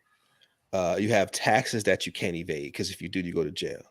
You have it's so many certain things that have you running on that hamster wheel that you don't really have time to worry about if the food bank is full on a Friday. You don't got time to worry about the couple bums you see at the light panhandling, if you toss them $1 or not. So it's just the American industrial complex, man, that just keeps moving and moving and moving.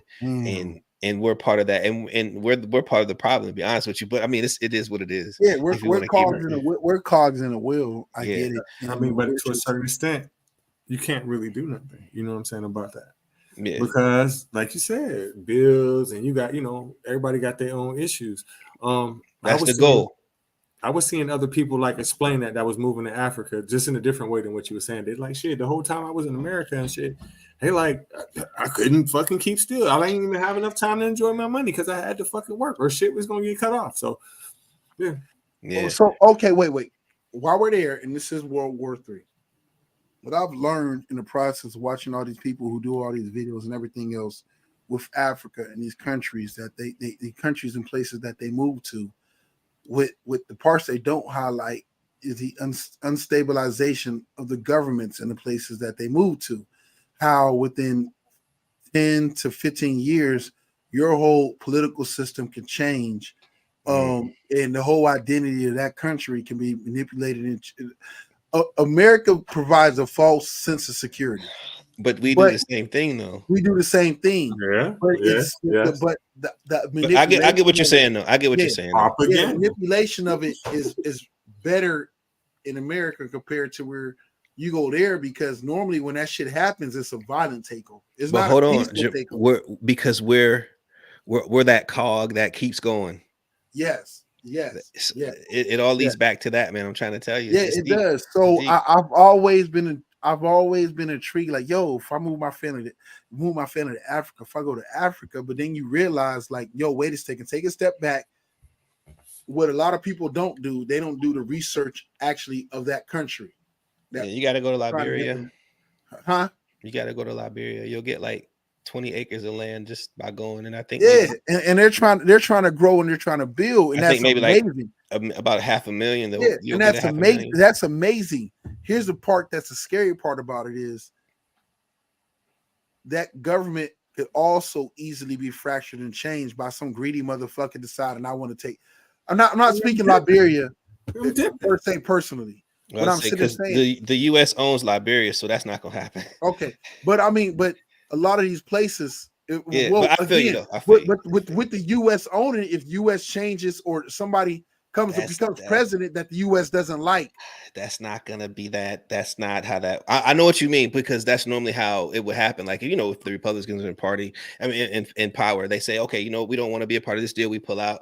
That's not how that would work. I'm sorry, you can't. Yeah, but sometimes though, as Americans, I think that a lot of times we are naturally narcissistic in a way, and what I mean by that is, but what I mean by that is, a lot of times we be thinking that people be really worried about us, and they really don't be.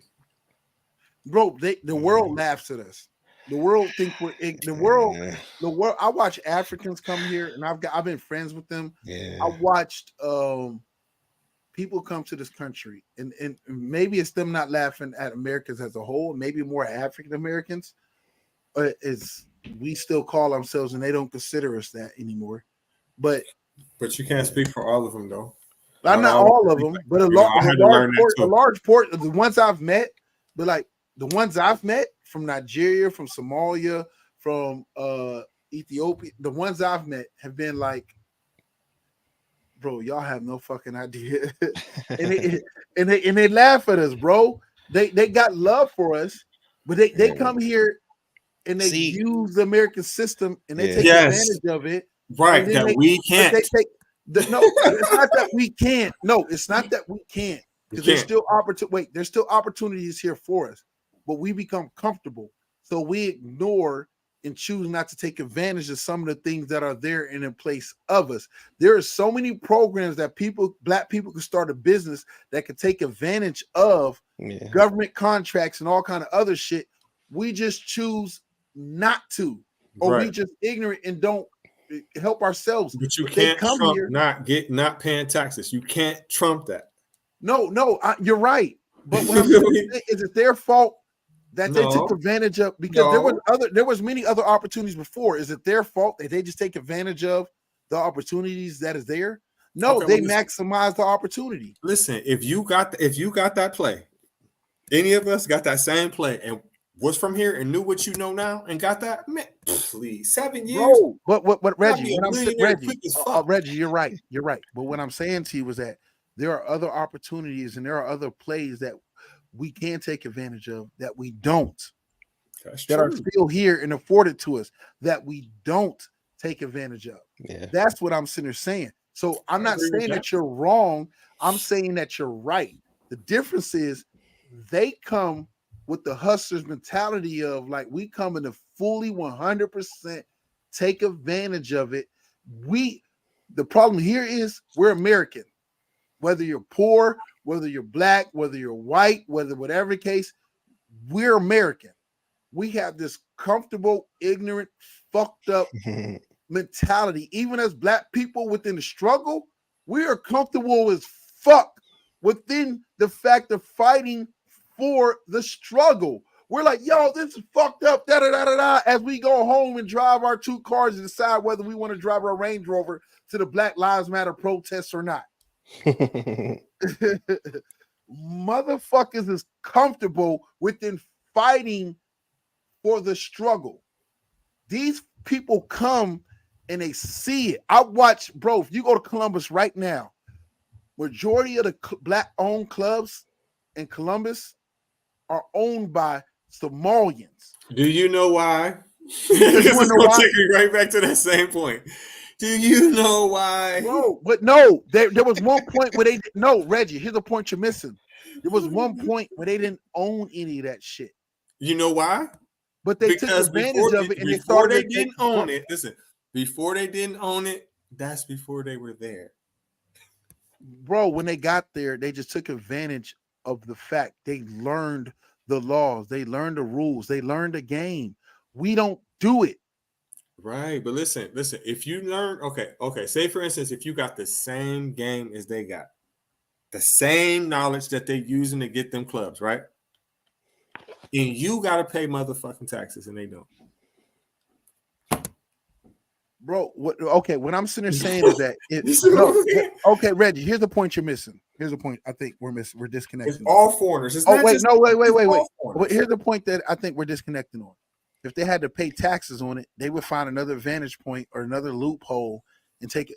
It's all the rich does in America. They just take advantage of the loopholes that are there. When I'm saying our people don't do is the loopholes, the exempts, the opportunities are there. We don't educate ourselves enough because there are black people who are taking advantage of it, but we don't educate ourselves enough to take advantage of the loopholes and the opportunities that do exist. Bro, the rich white Americans are doing the same thing that the Somalians are doing. They're taking advantage of it. It might not be that same exempt, but they find a different one and they maximize it. Right. We, it's because listen, as the United natural States. born So American is this World War III? Yeah, but listen, but it the United is. States It is a is. country that is built on immigration. So they kind of encourage it.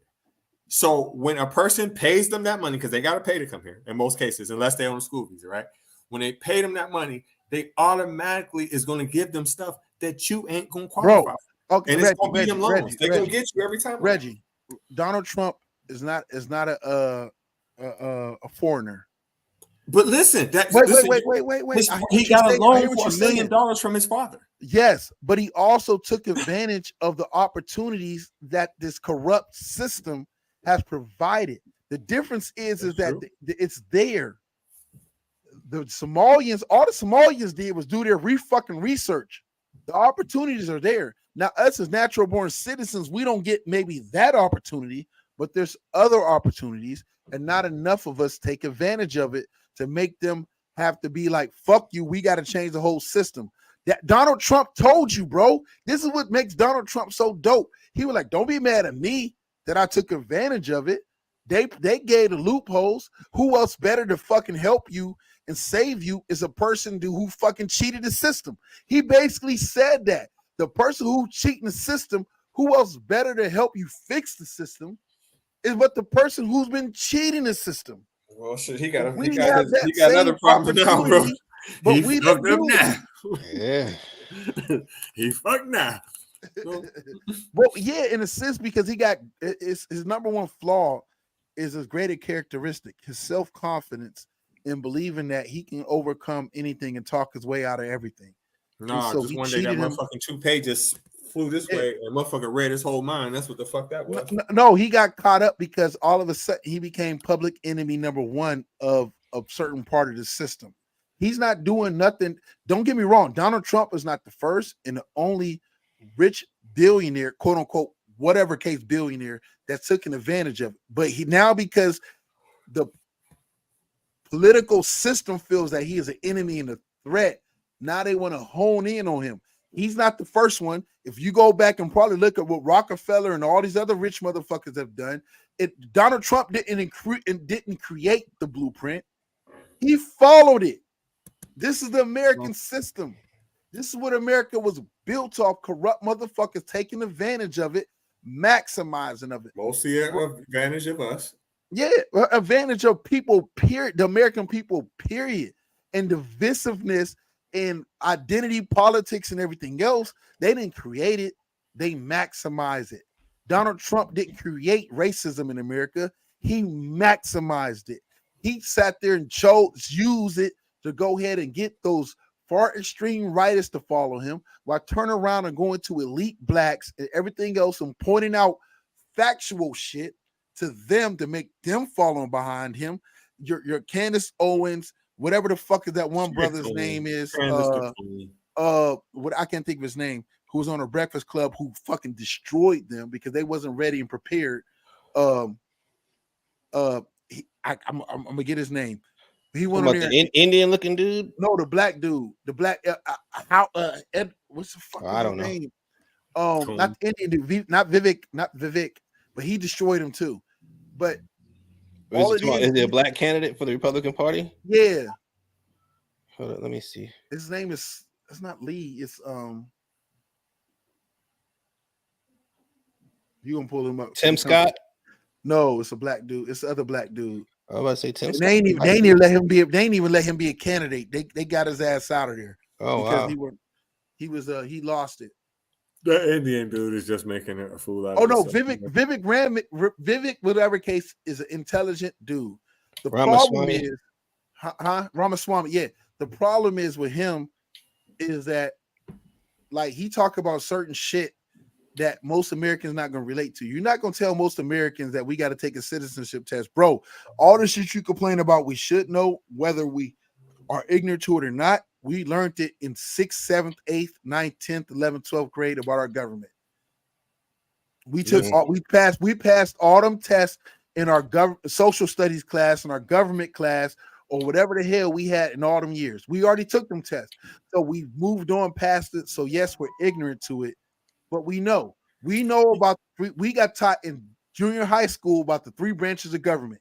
We've already known that shit. We've been tested on it. So when you try to say every American in order to vote needs to pass a fucking test, whatever the case, we looking at you, bitch, please. That's what we had to know. We had to go through that shit in high school.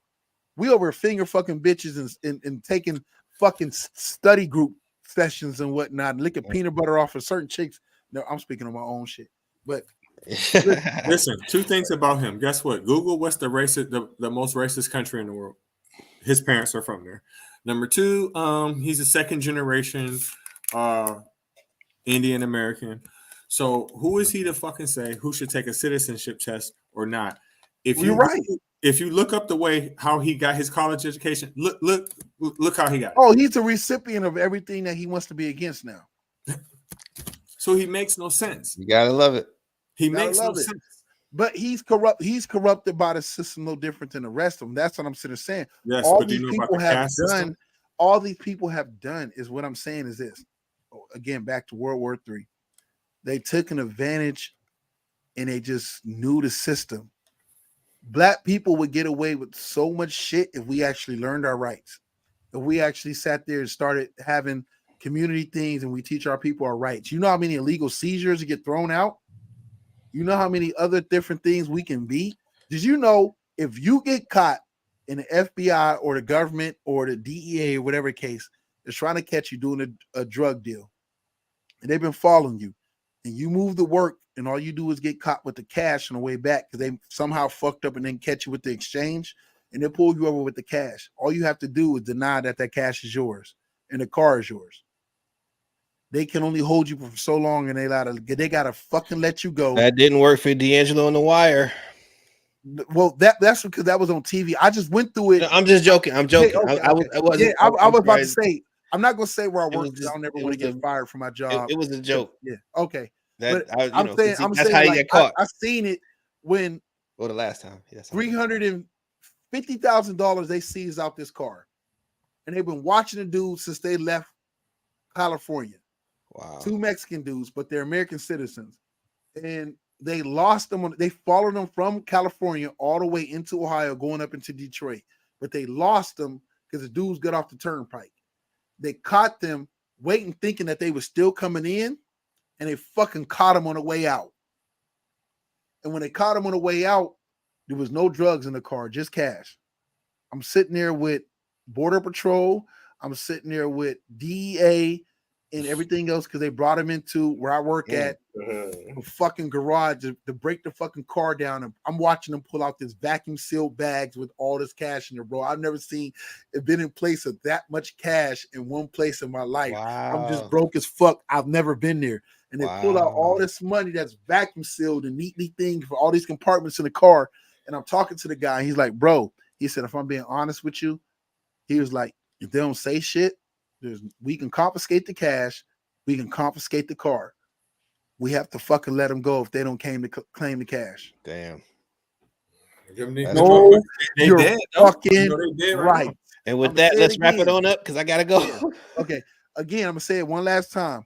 Know your fucking rights. Damn. If you're gonna be in the game and whatever, you have the right to remain silent. Yes. Don't say shit. That ain't mine. Listen, bro. That line, that ain't mine. It came with the car. I don't know. I don't know. What money? You don't know what I'm saying. And he said it. He was like, bro, it's so, and the sad part about it, motherfuckers that like snitching is brand new. It's not. Snitch, Right. most of you motherfuckers is in jail that's in that game because somebody at some point snitched and was, and the next person who got caught for that snitched. That's how they do. That's how they knew to follow them. Yeah, snitching is part of the culture. It's just the reality of it. Yeah. So, yo, I do have a, you know what, Doris? So we're gonna jump into that.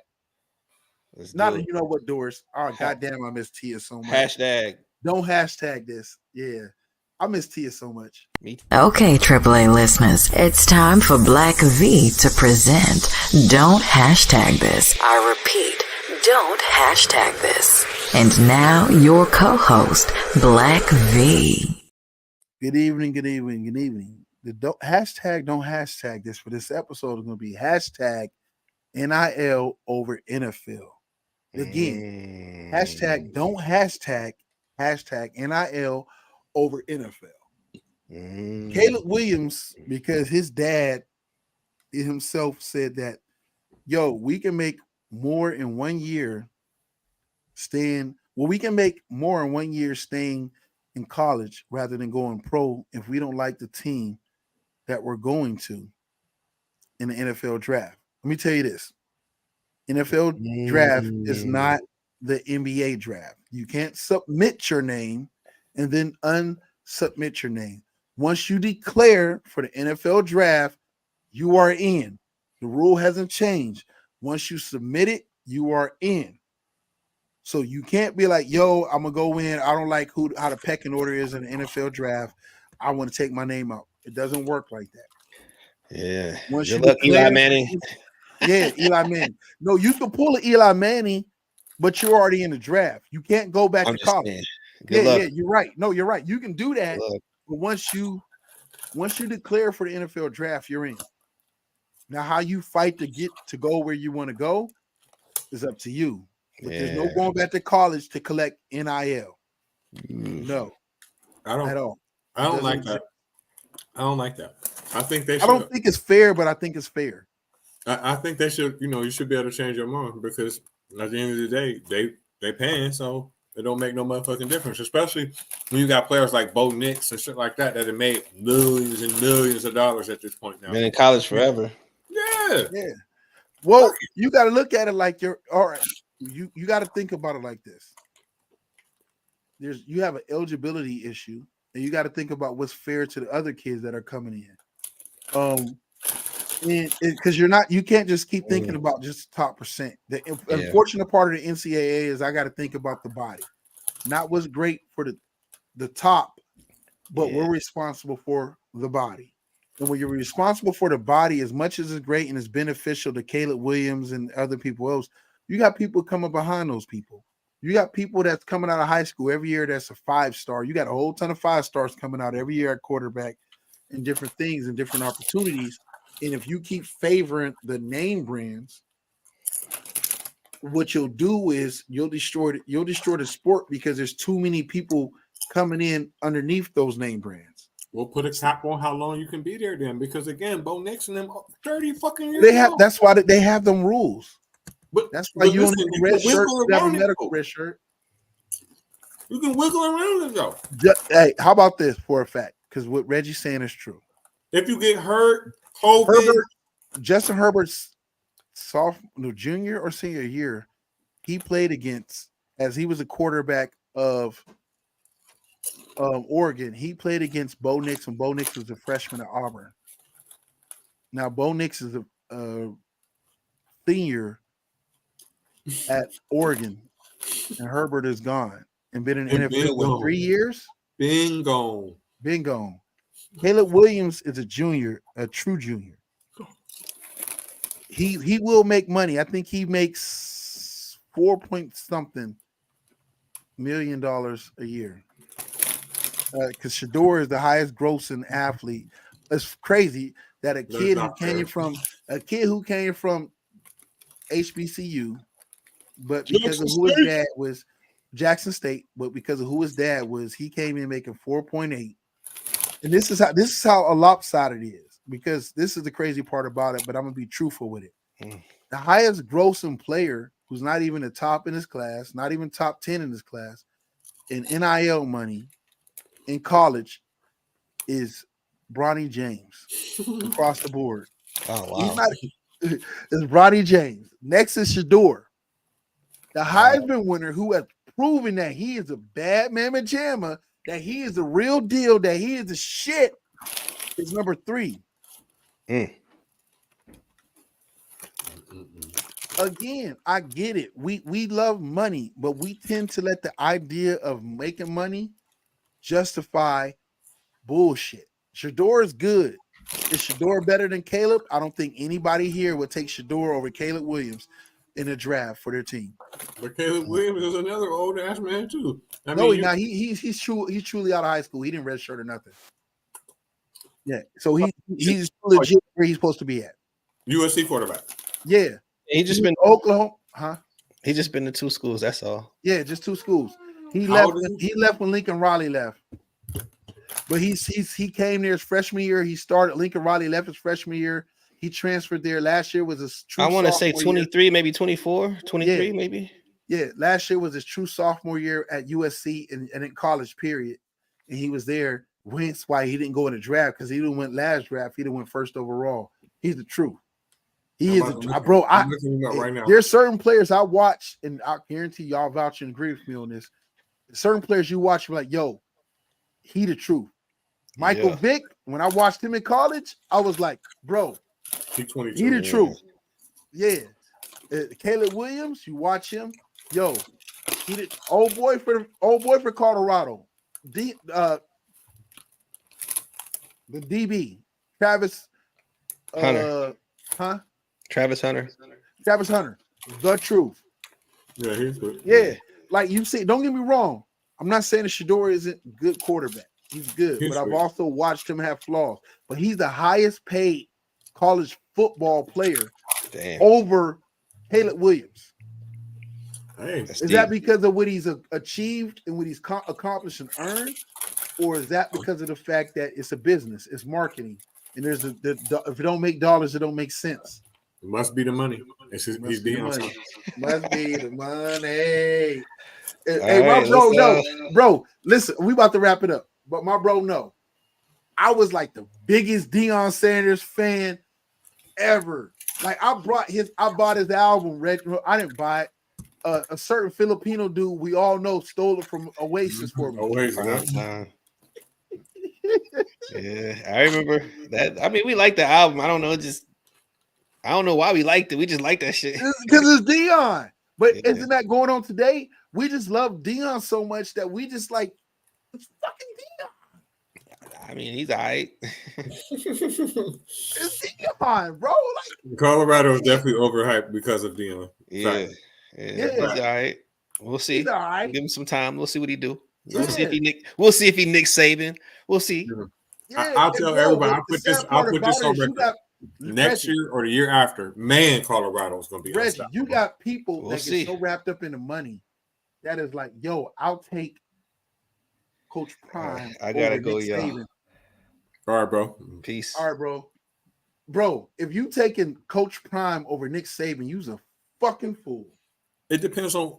I'm not saying that Deion's a better coach than Saban, but okay. So if I'm a kid right now coming out of high school, I'm playing for Coach Prime, bro. I'm playing for Coach Prime right now. Okay. If I'm a kid coming out of high school, I'm playing for Coach Prime. I'm going to Nick Saban. Championship and draft status. Deion hasn't proven anything draft status yet, but because of his name and the hype, the allure. But the results are the results. If you go to Nick Saban, you're gonna be playing for a national championship or in a national championship, definitely in the playoffs, and you getting drafted. Listen, that's the facts are the facts. That's a proven fact what you just said. But I'm a real big firm believer that them days is over. Them days is over. With that NIL deal, the system wants you to believe that the system wants you to believe because the system is making money off of Prime.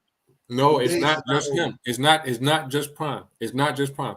That NIL deal is directly affecting Alabama. You can't say it. Bro, wait. How about this, Reggie? You can't say it. Reggie, NIL. You know who's the highest paying NIL team right now? It's not. Colorado's not even up there. Deion and them is not even up there. It's USC. Alabama. It's USC.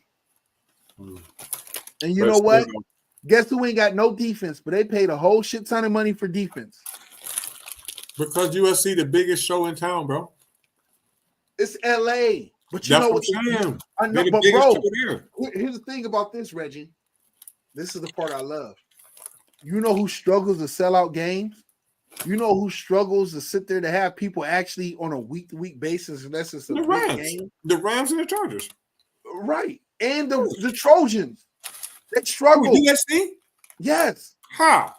Because that's not diehard football fans. Those are only hot for the moment football fans. Hot for the moment celebrity driven bullshit. It's no substance behind it. But listen, there's a reason why Ohio State win, lose, or draw, Penn State win, lose, or draw, Michigan win, lose, or draw, Notre Dame win, lose, or draw. I don't know, Florida State, Florida, LSU, Alabama, because those are built fan bases. So is USC. Listen, no, it's not. All the California motherfuckers love USC, bro. Historic. No, bro, they don't. They don't like college football like that. Bro, okay, Reggie. I'm gonna tell you why California don't like football like that. Because as much as they got 2 new pro teams, guess what they did? They lost pro teams 3 to 4 times before because they can't get fans in the stands because it's not real fans. You know, most of the people in California is not Ram fans and Charger fans. They Steelers fans. And Raiders fans. And USC fans. Listen. No, they're not even USC fans, bro. Listen, historically, if you look this up, USC has always been bigger than any fucking NFL team in their fucking city, bro. No, but the sad part about it, the biggest pro team in their fucking city is still the Pittsburgh Steelers. The biggest sports team is the Pittsburgh Steelers in their city. And the Raiders. They fair weather fans. They all about what's hot, what's in the moment, what's trending. And that doesn't give you substance. That's why teams come to LA. They try to benefit and they leave. The Raiders, where the Raiders used to play. LA. But we comparing college to pro. And like I said, USC has always been bigger than all the NFL fucking teams there, bro. You might be right. But that's why they didn't have football for all that time. Fans. Listen, they're the second biggest city in America with no football team for years and years. You got YSU. It has better loyalty fan base than USC. It's facade. It's fake. It's facade. It's fake. I disagree. Now you see Notre Dame. How about this? Notre Dame has a bigger and better fan base. Most of the folks in not most, but a lot of folks in California be Notre Dame fans. Listen, Notre Dame is a bigger football school than USC. Right. Notre Dame is strictly a Notre Dame, school. Ohio State, Alabama, LSU, Florida Gators, Michigan Tigers, Michigan, fucking that's it. Wisconsin. No. Wisconsin, Nebraska, Iowa. USC. How many national championships USC got? It don't matter about their chips because the fan base is not real. Man, come on, man. Come on. They didn't have some serious. Listen, Marcus Allen, all the motherfuckers went there, bro. They didn't have some fucking steam out there. They had dogs, bro. They had dogs, but the fan base is so fake. And sometimes it don't matter if you got dogs if the fan base is so fake. Yeah. Iowa's consistent because you know what motherfuckers in Iowa don't have? A protein. They don't got nothing. All they got is their Hawkeyes, right? Nothing. Nebraska has nothing but the Cornhuskers. Nothing. Even with Penn State being in Pennsylvania, there's no competition between everybody who's a Beaver. If you live in Pennsylvania, if you're a Beaver or a Pitt fan, you still gonna root for Penn State because they're not rivals, and even though they're from the same state. There's no other team that big out there anyway. And Pittsburgh is a smaller school, so Pittsburgh's not like Penn State. Right. Why do you think the Big Ten will never let Pittsburgh get in? Pittsburgh is Pittsburgh. You can compare. And they got history. Right. You could compare Pittsburgh to Penn State like you can compare Cincinnati to Ohio State. It's no comparison. Pittsburgh, by all means, should have a richer history. What, college? Yeah, should. I mean, but they never won. Didn't they win with Tony Dorsett, Dan Marino? Yeah, Tony Dorsett. They had Dan Marino. It's back in our. We were like fucking kids or whatever the case and stuff like that. But Pittsburgh is one of the major cities in America. Yeah. But I don't know. Oh, they won it in 1976. That was probably got to be either Tony Dorsett or fucking not Dan Marino. Couldn't have been Dan Marino. Dan Marino was gone. I don't know. I think well, you know how us Ohio niggas don't like Pennsylvania niggas. I mean, it's not a hate. We don't hate them, but we don't like them. That's a tough one for me. You know why? Why? Because I'm from Pennsylvania. Yeah, you from PA. Yeah. Yeah. Bro, you see how it is. Sharon and Farrell should be Youngstown rivals, but they not. Sharon and Farrell and Hermitage and Wheatland and Sharpsville and all that shit should be one city. Yep. But if they put a football team together, they probably kick Ohio's ass unless that northeast corner until we got it together. And they live across the street from each other too. That's the crazy thing. Right across the street from each other. Right across the street. Mm-hmm. Bro, well, that was my hashtag. Again, don't hashtag NIL over NFL. The reality of it is this. You can make some money in both. The difference is that the NFL is going to pay you more in your base contract without endorsements than you're going to make in your NIL contract. Right. And that's not even including the endorsements the NIL that you got in college that carries over now to the NFL. So if NIL is giving you 4.8 at 4.8 plus your NFL contract, right? That's the part Miguel. Shout out to my bro Diallo Vance, Miguel. That's the part he never factors in and counts.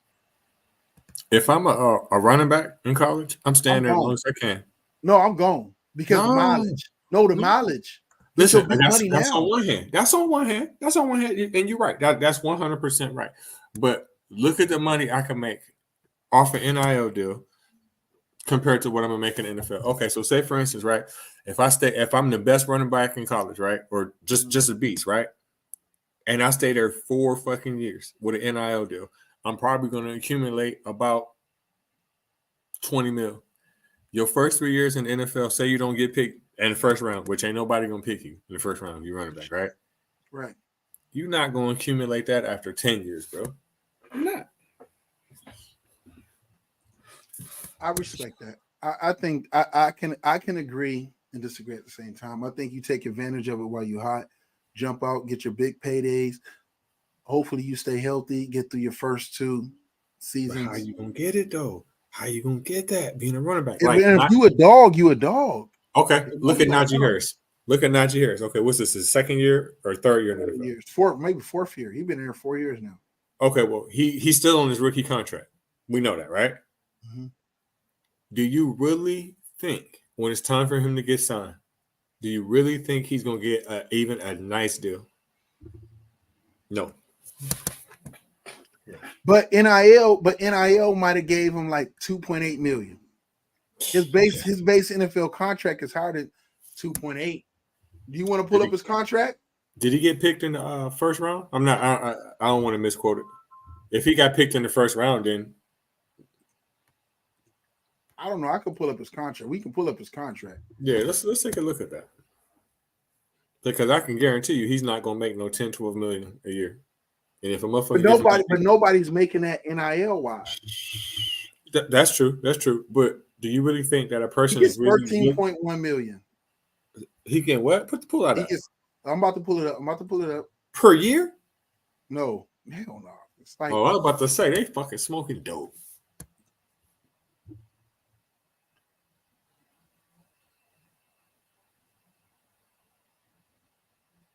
Okay. I mean, I guess that's not that bad. Yeah, no NIL as a running back. No NIL is giving. No NIL is paying you 13.1 or 6.9 signable. But how is that stretched out though? Let's see how that's stretched out. Oh, okay. Wait, let me go back to it. Because if that's stretched out about 3 or 4 years, that NIL deal will be competitive like a motherfucker. I had a thing that broke down contracts. I just got to remember what the fuck it was. A 4-year, $13 million contract. He got 6 up front. Yeah, he might make he'll probably make all of that.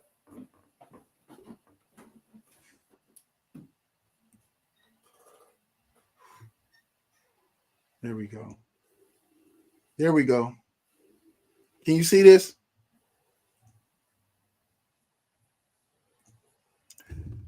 His base salary, and he played for the Steelers. His first year signing bonus, what they paid him out was 1.7 signing bonus counted that year. He made actually per game $660,000.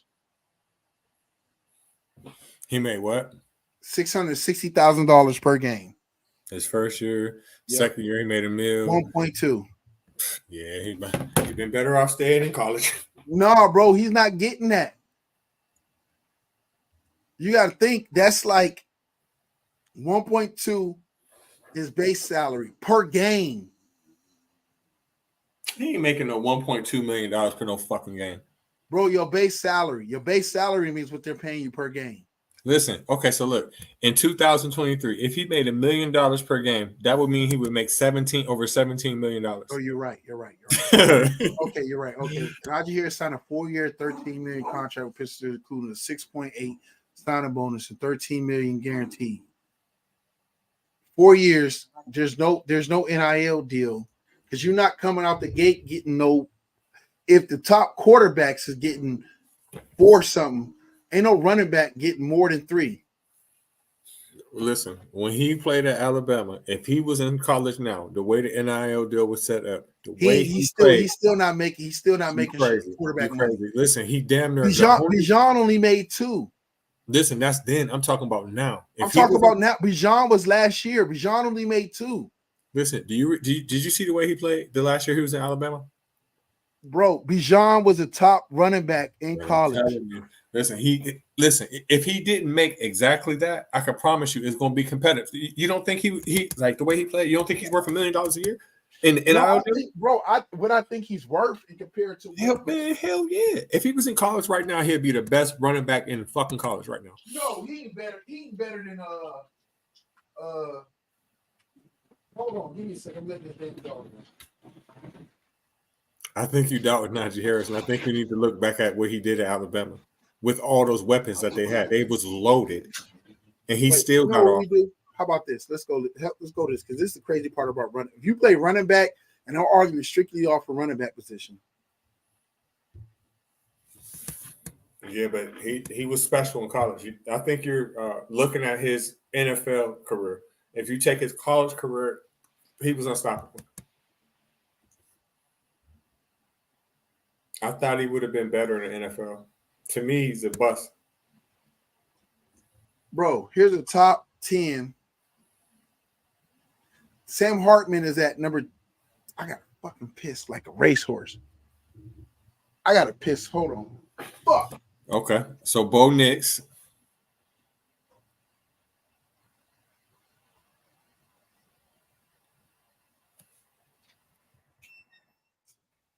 Oh, he's making $1.3 million.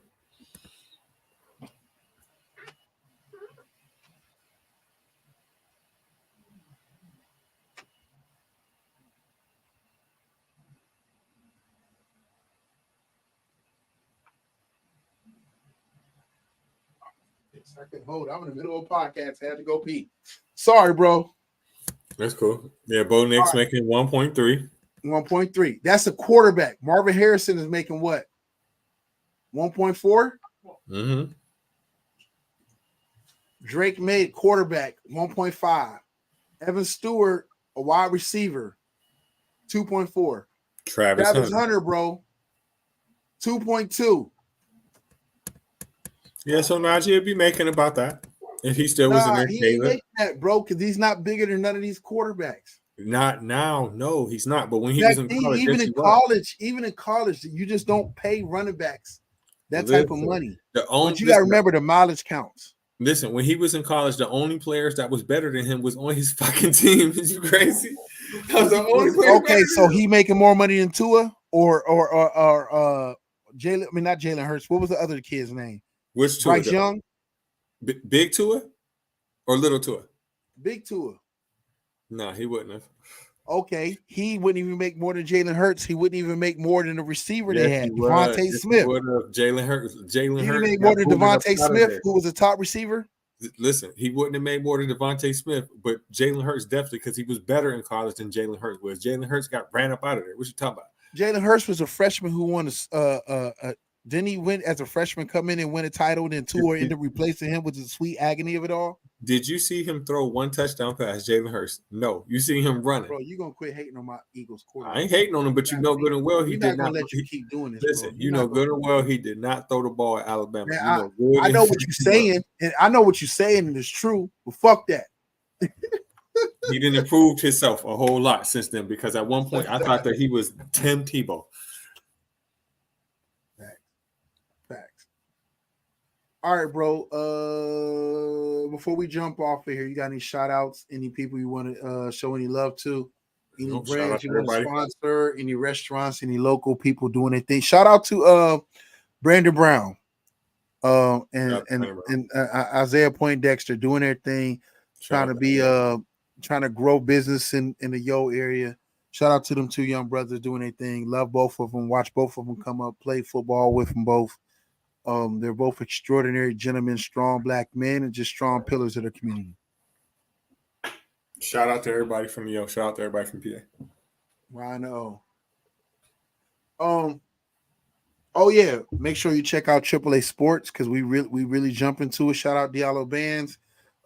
Tuesday nights, AAA Sports. We go in there, we talk nothing but sports and give you the real about sports. Bro, this was actually a very loaded and deep podcast. In a sense of talking about some real world issues going on and shit like that. Don't you agree? Absolutely. And like I said, that situation in Palestine, I really wish people really would look into that. Because once you really look into it, you're going to realize a lot of stuff is just foul. How are you going to just move a whole group of people that's not even from that region in there, take over, kill them, and put them in concentration camps? Yeah, you can't displace people and then get away with it and not have to hold blame. Right. And then the thing about it is you displace the people here, and now the people that you displaced and put them here, now they're the villain. Crazy. Shit crazy. Yo, I'm Black V, aka Jay Harris. That is Reggie, the one and only, the man who's got the gift to gab and tell you the truth, whether you like it or he gives a fuck not if you don't. Yo, this is AAA Podcast. A shout out to my bro D80, who was on with us earlier. Thank y'all for tuning in. God bless y'all, and good night. Good night.